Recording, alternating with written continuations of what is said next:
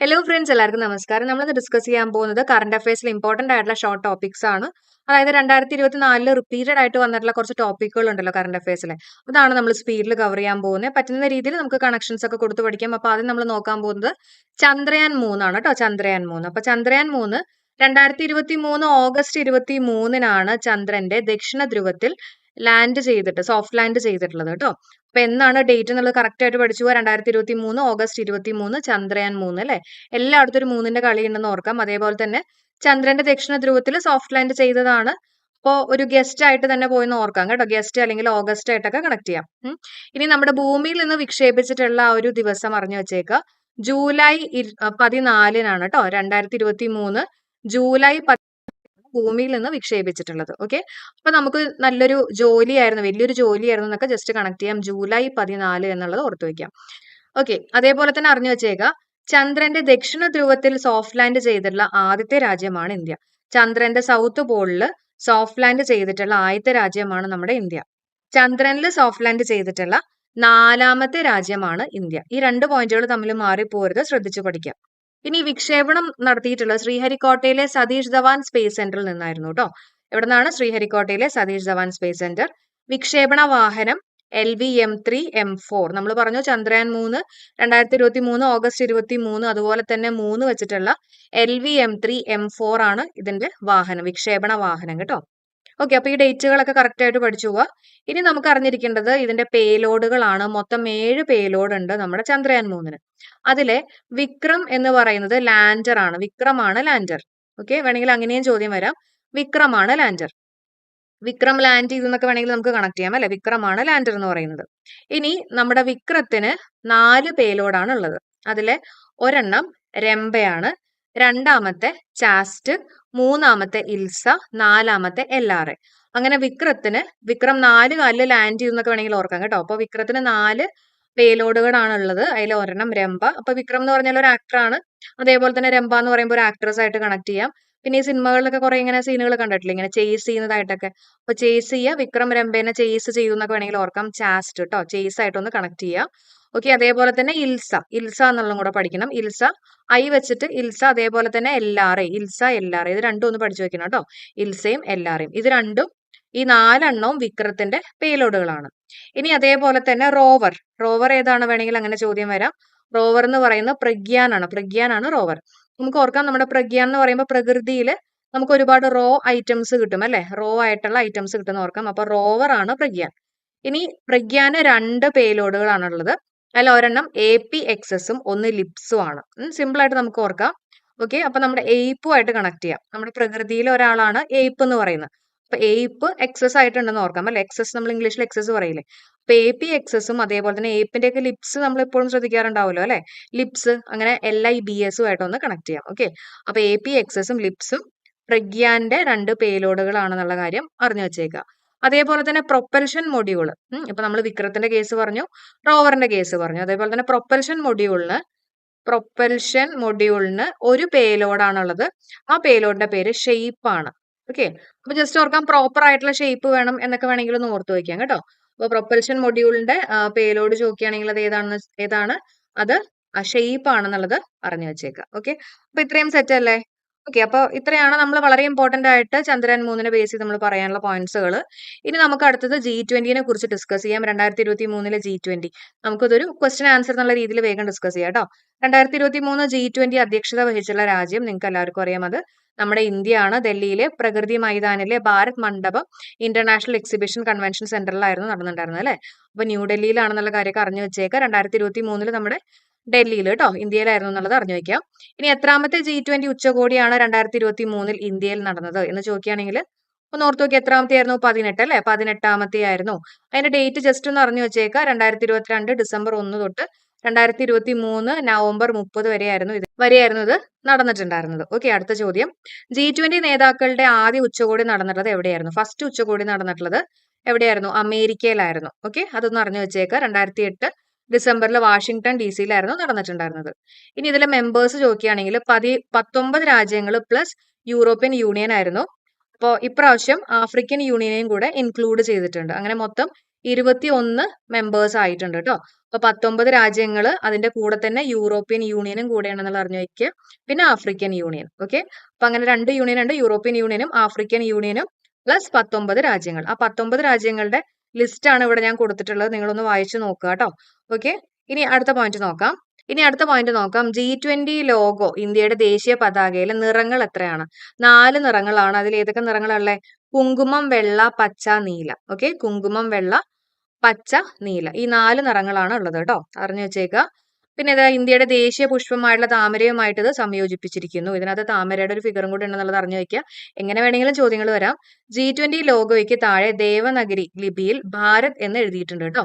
ഭാരത് എന്ന് എഴുതിയിട്ടുണ്ട്. ഇവിടെ കണ്ടോ, ദേവനഗരി ലിപിയിലാണ് ഇത് എഴുതിയിട്ടുള്ളത് അറിഞ്ഞു വെച്ചേക്കുക. വസുദൈവക കുടുംബകം അല്ലെങ്കിൽ ഒരു ഭൂമി ഒരു കുടുംബം ഒരു ഭാവി മഹാ ഉപനിഷത്തിന്റെ പുരാതന സംസ്കൃത ഗ്രന്ഥത്തിൽ നിന്നും എടുത്തിട്ടുള്ളതാണ്. ഓക്കെ, അപ്പൊ വസുദൈവക കുടുംബകം അല്ലെങ്കിൽ ഒരു ഭൂമി ഒരു കുടുംബം ഒരു ഭാവി എന്നുള്ള കാര്യം അറിഞ്ഞു വെച്ചേക്കുക. 1 എർത്ത് 1 ഫാമിലി 1 ഫ്യൂച്ചർ. ഓക്കെ, ഇനി G20 2023 G20 സമ്മേളനത്തിന്റെ പ്രമേയം നമ്മൾ പറഞ്ഞു, വസുദൈവ കുടുംബകം ഒരു ഭൂമി ഒരു കുടുംബം ഒരു ഭാവി എന്നതാണ് ഇതുകൊണ്ട് അർത്ഥമാക്കുന്നത്. ഇന്ത്യ അധ്യക്ഷത വഹിച്ചിട്ടുള്ള G20 സമ്മേളനത്തിൽ പങ്കെടുത്തിട്ടുള്ള അതിഥി രാജ്യങ്ങളുടെ എണ്ണം ചോദിക്കുകയാണെങ്കിൽ പറയാവോ? 9 രാജ്യങ്ങളായിരുന്നു പങ്കെടുത്തിട്ടുണ്ടായിരുന്നു കേട്ടോ. ഇന്ത്യ അധ്യക്ഷത വഹിച്ചുള്ള G20 സമ്മേളനത്തിൽ പങ്കെടുത്തിട്ടുള്ള അതിഥി രാജ്യങ്ങളുടെ എണ്ണം ചോദിക്കുകയാണെങ്കിൽ 9 ആണ്. അത് ഏതൊക്കെയാണ് 9 രാജ്യങ്ങൾ എന്ന് ചോദിക്കുകയാണെങ്കിൽ, ഓക്കെ, അപ്പൊ ഇതിനകത്തുള്ള 9 രാജ്യങ്ങൾ നമുക്കൊന്ന് നോക്കാം. അപ്പൊ അതിൽ വരുന്നത് B എന്ന് പറയുമ്പോൾ ബംഗ്ലാദേശ് ഉണ്ട്, E എന്ന് പറയുമ്പോൾ ഈജിപ്ത്, M എന്ന് പറയുമ്പോൾ മൗറേഷ്യസ്, N എന്ന് പറയുമ്പോൾ നെതർലാൻഡ്സ്. ഓക്കെ, അപ്പൊ ഭീമൻ എന്നുള്ളത് നമ്മൾ പറഞ്ഞു കേട്ടോ. ഇനി സോനു ആണ്. സോ എന്ന് പറയുമ്പോൾ നമുക്ക് സിംഗപ്പൂരും സ്പെയിനും ഉണ്ടെന്നുള്ളത് ഓർക്കാം. S കേട്ടോ. S എന്ന് പറയുമ്പോൾ സിംഗപ്പൂരും സ്പെയിനും. പിന്നെ O എന്ന് പറയുമ്പോൾ ഒമാന്, N എന്ന് പറയുമ്പോൾ നൈജീരിയ, U എന്ന് പറയുന്നത് UAE. അപ്പൊ ഭീമൻ, സോനു എന്നുള്ളത് പഠിച്ചു വെക്കുക. അപ്പൊ ഈ രാജ്യങ്ങളൊക്കെ ജസ്റ്റ് ഒന്ന് അറിഞ്ഞു വെച്ചേക്കണം. ഭീമൻ, സോനു എന്നുള്ളതാണ് നമ്മുടെ കോഡ് എന്ന് പറയുന്നത്. ഓക്കെ, ഇനി ഡൽഹിയിൽ G20 കോൺഫറൻസ് നടന്ന തീയതി ചോദിക്കുകയാണെങ്കിൽ 2023 സെപ്റ്റംബർ 9 തൊട്ട് 10 വരെയാണ് കേട്ടോ. ഡൽഹിയിൽ G20 കോൺഫറൻസ് നടന്നിട്ടുള്ള തീയതി എന്നാണ് 2023 സെപ്റ്റംബർ 9 തൊട്ട് 10 വരെയാണ്. ഓക്കെ, G20യുടെ ആസ്ഥാനം, G20ക്ക് ആസ്ഥാനം ഒന്നും ഇല്ല എന്നുള്ളതാണ് ആൻസർ ആയിട്ട് വരുന്നത്. G20ക്ക് ആസ്ഥാനം ഒന്നും ഇല്ല. 2023 G20 ഇന്ത്യൻ ഷെർപ്പ ആരാന്ന് ചോദിക്കുകയാണെങ്കിൽ ആരാണ്? അത് അമിതാഭ് കാന്ത് ആണ്. ഓക്കെ, അമിതാഭ് കാന്ത്, അതും ഇമ്പോർട്ടന്റ് ആണ്. ഓക്കെ, അപ്പൊ ഇന്ത്യൻ ഷെർപ്പ, ഇന്ത്യനെ പ്രതിനിധീകരിച്ചിട്ട് പോയിട്ടുള്ള ആളാരാന്ന് ചോദിക്കുകയാണെങ്കിൽ അത് അമിതാഭ് കാന്ത് കേട്ടോ. അമിതാഭ് കാന്ത് ഇമ്പോർട്ടന്റ് ആണ്. ഇനി 2022, 2023, 2024 G20 യോഗങ്ങളുടെ വേദി യഥാക്രമം എങ്ങനെയാണ്? ഓക്കെ, അപ്പൊ എവിടെയൊക്കെയാണ് നടന്നിട്ടുള്ളത് നമുക്ക് നോക്കാം.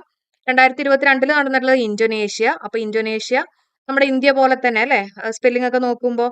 അപ്പൊ ഇന്തോനേഷ്യ 2022, അതിനുശേഷം നമ്മുടെ ഇന്ത്യയിൽ നടന്നു. പിന്നെ എവിടെ നടക്കുന്നത്? ബ്രസീൽ. 2024 നടക്കാൻ പോകുന്നത് ബ്രസീലിലാണ്. പിന്നെ സൗത്ത് ആഫ്രിക്ക. ഓക്കെ, അപ്പോൾ കറക്റ്റ് ആയിട്ട് പഠിക്കാൻ നമ്മൾ പറഞ്ഞിട്ടുണ്ട്. G20 എന്ന് പറയുമ്പോൾ ഇതൊരു O പോലെ എടുക്കുക, ഒറിയോ എന്നുള്ള രീതിയിലൊക്കെ എടുക്കുക അല്ലെ. അപ്പോൾ 2024 നടക്കാൻ പോകുന്നത് എവിടെയാണ്? ബ്രസീലിലാണ് ഒറിയോ അല്ലെ, റിയോ ഡി ജനീറോ എവിടെയാണ് നടക്കാൻ പോകുന്നത്. ഓക്കെ, അതിനുശേഷം നടക്കാൻ പോകുന്നത് സൗത്ത് ആഫ്രിക്ക എന്നുള്ളത് പഠിച്ചു വെക്കുക കേട്ടോ, സൗത്ത് ആഫ്രിക്ക. ഇനി അടുത്ത പോയിന്റ് നോക്കാം. G20 സമ്മേളനത്തിന്റെ ഭാഗമായി ഹെൽത്ത് വർക്കിംഗ് ഗ്രൂപ്പ് മന്ത്രിമാരുടെ യോഗം നടന്നിട്ടുള്ള ഇന്ത്യൻ നഗരം എവിടെയാണ്? ഗാന്ധിനഗർ ആണ് കേട്ടോ, ഗാന്ധിനഗർ ആണ്. G20 പ്രസിഡൻസിയുടെ ആദ്യ ആരോഗ്യ വർക്കിംഗ് ഗ്രൂപ്പ് യോഗം നടന്നിട്ടുള്ളത് തിരുവനന്തപുരത്താണ്. അത് ഇമ്പോർട്ടന്റ് ആണ്, വേണമെങ്കിൽ ചോദിക്കാവുന്നതാണ്. G20 പ്രസിഡൻസിയുടെ ആദ്യ ആരോഗ്യ വർക്കിംഗ്, നമ്മൾ പറയില്ലേ ഈ ആരോഗ്യം എന്നൊക്കെ പറയുമ്പോൾ കുറെ ഹോസ്പിറ്റൽ, തിരുവനന്തപുരത്തെ നമ്മുടെ RCC ആയിട്ടൊക്കെ ഒന്ന് വേണമെങ്കിൽ കണക്ട് ചെയ്യാം. ആരോഗ്യ വർക്കിംഗ് ഗ്രൂപ്പ് യോഗം നടന്നിട്ടുള്ളത് തിരുവനന്തപുരത്താണെന്നുള്ളത് അറിഞ്ഞു വെക്കാം. ഓക്കെ, അടുത്ത പോയിന്റ് നോക്കാം. ഏത് സ്ഥലത്താണ് G20 സമ്മേളനത്തിന്റെ ഭാഗമായുള്ള ആദ്യത്തെ വ്യാപാര നിക്ഷേപ വർക്കിംഗ് ഗ്രൂപ്പ് യോഗം ഉദ്ഘാടനം ചെയ്തിട്ടുള്ളത്?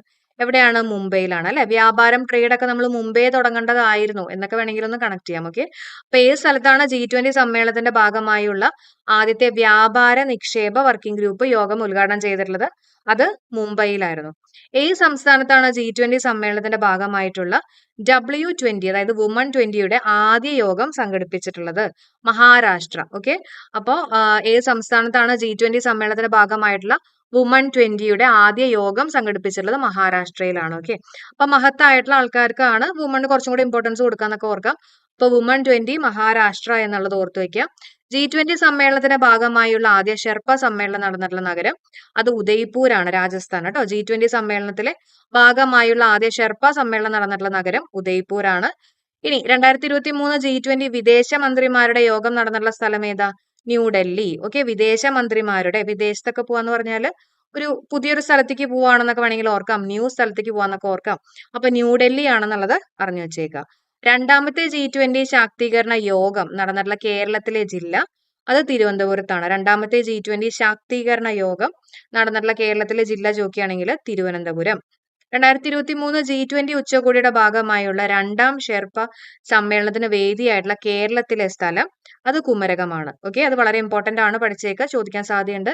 2023 G20 ഉച്ചകോടിയുടെ ഭാഗമായിട്ടുള്ള രണ്ടാം ഷെർപ്പ സമ്മേളനത്തിന് വേദിയായിട്ടുള്ള കേരളത്തിലെ സ്ഥലം ചോദിക്കുകയാണെങ്കിൽ അത് കുമരകമാണെന്നുള്ളത് അറിഞ്ഞു വെച്ചേക്കുക കേട്ടോ. G20 മുഖ്യ ശാസ്ത്ര ഉപദേഷ്ടാക്കളുടെ വട്ടമേശ സമ്മേളനത്തിന്, അതായത് chief science advisers round table conference ആതിഥേയരായിട്ടുള്ള നഗരം ഏതാണെന്ന് ചോദിക്കുകയാണെങ്കിൽ അത് ഡൽഹിയാണ് കേട്ടോ, ഡൽഹിയാണ്. G20 വർക്കിംഗ് ഗ്രൂപ്പ് യോഗം നടന്നിട്ടുള്ള കേരളത്തിലെ ജില്ല വർക്കിംഗ് ഗ്രൂപ്പ് എവിടെയാണ്? Ernakulam. Okay, working group Ernakulam. നന്നായിട്ട് വർക്ക് ചെയ്യണം, അല്ലെങ്കിൽ എല്ലാം കുളമാവും എന്നൊക്കെ ഓർക്കാം അല്ലെ. അപ്പൊ G20 വർക്കിംഗ് ഗ്രൂപ്പ് യോഗം നടന്നിട്ടുള്ള കേരളത്തിലെ ജില്ല എറണാകുളം. 2023 G20 ഉച്ചകോടിയിൽ സ്ഥിരാംഗത്വം ലഭിച്ചിട്ടുള്ളത് ആഫ്രിക്കൻ യൂണിയൻ ആണ് അല്ലെ. നമ്മൾ പഠിച്ചതാണ് 2023 G20 ഉച്ചകോടിയിൽ സ്ഥിരാംഗത്വം ലഭിച്ചിട്ടുള്ളത് ആഫ്രിക്കൻ യൂണിയൻ. ഓക്കെ, അപ്പൊ ഇത്രയും കാര്യങ്ങളാണ് നമുക്ക് G20 ഇമ്പോർട്ടന്റ് ആയിട്ട് ഡിസ്കസ് ചെയ്യാനുള്ളത്. ഓക്കെ, അടുത്ത് നമ്മൾ നോക്കാൻ പോകുന്നത് ആദ്യത്തെ L1 ബേസ് ചെയ്തിട്ടുള്ള പോയിന്റ്സുകളാണ്. അപ്പൊ റീസെന്റ് ആയിട്ട് നമ്മുടെ എക്സാമിന് ചോദിച്ചിട്ടുള്ള ഒരു ചോദ്യമാണ്, ഇന്ത്യയുടെ സൗര മിഷൻ ആയിട്ടുള്ള ആദ്യത്തെ L1 ഭൂമിയിൽ നിന്നുള്ള അകലം ഭൂമിയും സൂര്യനും തമ്മിലുള്ള അകലത്തിന്റെ എത്ര ശതമാനമാണ്? ആൻസർ വരുന്നത് 1%. ഓക്കെ, അറിഞ്ഞു വെച്ചേക്കാം. അപ്പൊ നമുക്ക് ആദ്യത്തെ L1 ബേസ് ചെയ്തിട്ടുള്ള എക്സ്ട്രാ പോയിന്റ്സുകൾ നോക്കാം. ഇന്ത്യയുടെ ആദ്യ സൗര ദൗത്യമാണ് ആദിത്യ L1. ഓക്കെ, ഇന്ത്യയുടെ ആദ്യ സൗര ദൗത്യമാണ് ആദിത്യ L1. ഏറ്റവും കൂടുതൽ സമയമെടുത്ത് ലക്ഷ്യത്തിലെത്തിക്കുന്ന ഇന്ത്യൻ ബഹിരാകാശ ദൗത്യമാണ് ആദിത്യ L1 എന്ന് പറയുന്നത് കേട്ടോ. പിന്നെ ആസ്ട്രോസാറ്റ് 2015 ശേഷമുള്ള ISROയുടെ രണ്ടാമത്തെ ജ്യോതിശാസ്ത്ര നിരീക്ഷണ ദൗത്യമാണ് ആദിത്യ L1. ഓക്കെ, അപ്പൊ ആസ്ട്രോസാറ്റിന് ശേഷമുള്ള രണ്ടാമത്തെ ജ്യോതിശാസ്ത്ര നിരീക്ഷണ ദൗത്യമാണ് ആദിത്യ L1 എന്നുള്ളത് അറിഞ്ഞു വെച്ചേക്കുക, ഇമ്പോർട്ടന്റ് ആണ്. പ്രസ്താവന അടുത്ത ചോദ്യങ്ങളൊക്കെ വേണമെങ്കിൽ ചോദിക്കാം അല്ലെ. ഇനി വിക്ഷേപിച്ചിട്ടുള്ള ദിവസം വളരെ ഇമ്പോർട്ടന്റ് ആണ്, സെപ്റ്റംബർ 2, 2023. ഓക്കെ, അപ്പൊ സണ്ണുമായിട്ട് ബന്ധപ്പെട്ട് നമുക്ക് എസ് വെച്ചിട്ടുള്ള മാസം തന്നെ കണക്ട് ചെയ്യാം. സെപ്റ്റംബർ 2 ആണെന്നുള്ളത് ഓർത്തു വെക്കുക കേട്ടോ, 2023. ഇതിന്റെ കേന്ദ്രം എവിടെയാ? സതീഷ് ധവാൻ സ്പേസ് സെന്ററിൽ നിന്നാണ് വിക്ഷേപിച്ചിട്ടുണ്ടായിരുന്നത്, ശ്രീഹരിക്കോട്ട. വാഹനം ചോദിക്കുകയാണെങ്കിൽ PSLV XL-C57. ആദിത്യ L1 അല്ലേ, അപ്പൊ L തിരിച്ചിട്ട് കഴിയുമ്പോൾ നമുക്ക് 7 പോലെ കിട്ടും അല്ലെ. അപ്പൊ C57 എന്നുള്ളത് കറക്റ്റ് ആയിട്ട് പഠിച്ചു വെക്കുക. അതേപോലെ തന്നെ ആദ്യത്തെ L1, അപ്പൊ അതിനകത്തൊരു എല്ലും കൂടി ഉണ്ട്, XL-C57. ഓക്കെ, ഇതിന്റെ ഭാരം 1475 കിലോ ആണ്. ഇനി L1 ചുറ്റുമുള്ള ഹാലോ ഓർബിറ്റ് എന്ന സാങ്കല്പിക ഭ്രമണപഥമാണ് ആദ്യത്തെ L1 ലക്ഷ്യസ്ഥാനം. ഓക്കെ, അപ്പൊ എവിടെയാണ്? L1 ചുറ്റുമുള്ള ഹാലോ ഓർബിറ്റ് എന്ന സാങ്കല്പിക ഭ്രമണപഥമാണ് ആദ്യത്തെ L1 ലക്ഷ്യസ്ഥാനം എന്നുള്ളത് അറിഞ്ഞു വെക്കുക കേട്ടോ. പിന്നെയുള്ളതിന്റെ കാലാവധി 5 വർഷം 2 മാസം എന്നുള്ളതായിരുന്നു. ഓക്കെ, അപ്പൊ ഡേറ്റുകളൊക്കെ കറക്റ്റ് ആയിട്ട് പഠിച്ചു. വിക്ഷേപിച്ചുള്ള 2023 സെപ്റ്റംബർ 2 ഓക്കെ, ഇനി അടുത്ത പോയിന്റ്, ഇതിന്റെ പുറകിലുള്ള ഇമ്പോർട്ടന്റ് ആയിട്ടുള്ള വ്യക്തികളാണ്. പ്രൊജക്ട് ഡയറക്ടർ ചോദിക്കുകയാണെങ്കിൽ നിഗർ ഷാജി. ആരാണ് നിഗർ ഷാജി? നമ്മൾ പ്രൊജക്ട് ഒക്കെ ചെയ്യുന്നത് വീട്ടിൽ പോയിട്ടായിരിക്കും, ഗർല് പോയിട്ടായിരിക്കും എന്നൊക്കെ ഓർത്തു വെക്കാം. നിഗർ ഷാജി. മിഷൻ ഡയറക്ടർ ആരാണ്? Doctor SR Biju. ഓക്കെ, അപ്പൊ മിഷൻ ഡയറക്ടർ ആരാന്ന് ചോദിക്കുകയാണെങ്കിൽ SR ബിജു കേട്ടോ, SR ബിജു. ISRO ചെയർമാൻ നിങ്ങൾക്ക് എല്ലാവർക്കും അറിയായിരിക്കും, അത് S സോമനാഥ് ആണ്. 10ാമത്തെ ചെയർമാനും 5ാമത്തെ മലയാളിയും. കേന്ദ്ര ശാസ്ത്ര സാങ്കേതിക വകുപ്പ് മന്ത്രി ജിതേന്ദ്ര സിംഗും കൂടിയാണ് കേട്ടോ. ഈ കാര്യങ്ങളൊക്കെ അറിഞ്ഞു വെച്ചേക്ക, എല്ലാം ഇമ്പോർട്ടന്റ് ആണ്. ഇനി ഭൂമിയിൽ നിന്ന് 15 ലക്ഷം കിലോമീറ്റർ അകലെ ഭൂമിക്കും സൂര്യനും ഇടയിലെ വ്യവസ്ഥയിൽ സ്ഥിതി ചെയ്യുന്ന ഹാലോ ഭ്രമണപഥത്തിലെ Lagrange range point 1 L1 Aditya എത്തും. സൂര്യനിൽ നിന്ന് 1485 ലക്ഷം കിലോമീറ്റർ അകലെയാണ് ഈ പോയിന്റ്. ഓക്കെ, അപ്പൊ ഈ കാര്യങ്ങളൊക്കെ അറിഞ്ഞു വെച്ചേക്കാം കേട്ടോ. ഇനി ഇവിടെ തന്നെ നമ്മൾ അറിഞ്ഞു വെച്ചേക്കേണ്ടത് ഇതിന് 7 പേലോഡുകൾ ഉണ്ട്. ഓക്കെ, മൊത്തം. ഓക്കെ, അപ്പൊ അതിൽ നമ്മൾ ഫസ്റ്റ് നോക്കുന്നത് VELC ആണ്. VELC എന്ന് പറഞ്ഞാൽ വിസിബിൾ എമിഷൻ ലൈൻ കൊറോണോഗ്രാഫ് ആണ് കേട്ടോ. വിസിബിൾ എമിഷൻ ലൈൻ കൊറോണോഗ്രാഫ് ആണ് VELC. അപ്പൊ ജസ്റ്റ് ഓർക്കാം, നമ്മൾ വെൽക്കം ചെയ്തു എന്നുള്ള രീതിയിൽ ഓർക്കാം VELC അല്ലെ, വെൽക്കം പറയുന്ന പോലെ ഓർക്കാം.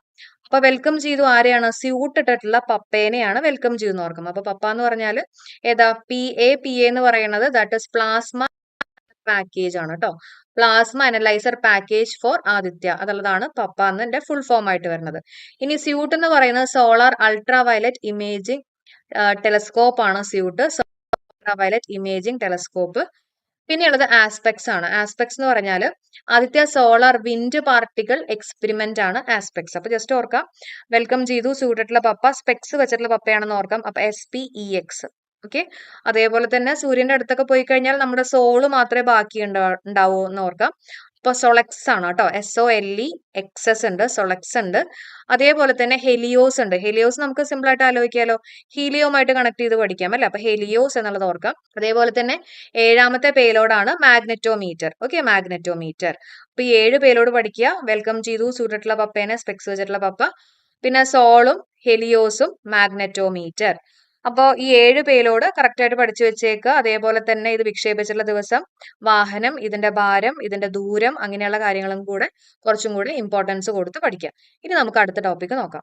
ഓക്കെ, അപ്പൊ നമുക്ക് ചെറിയ ചെറിയ കോഴ്സുകളൊക്കെ വെച്ച് വേഗം സെറ്റ് ആക്കാം. അപ്പൊ എല്ലാവർക്കും ഈ ഒരു സെഷനിലേക്ക് സ്വാഗതം കേട്ടോ.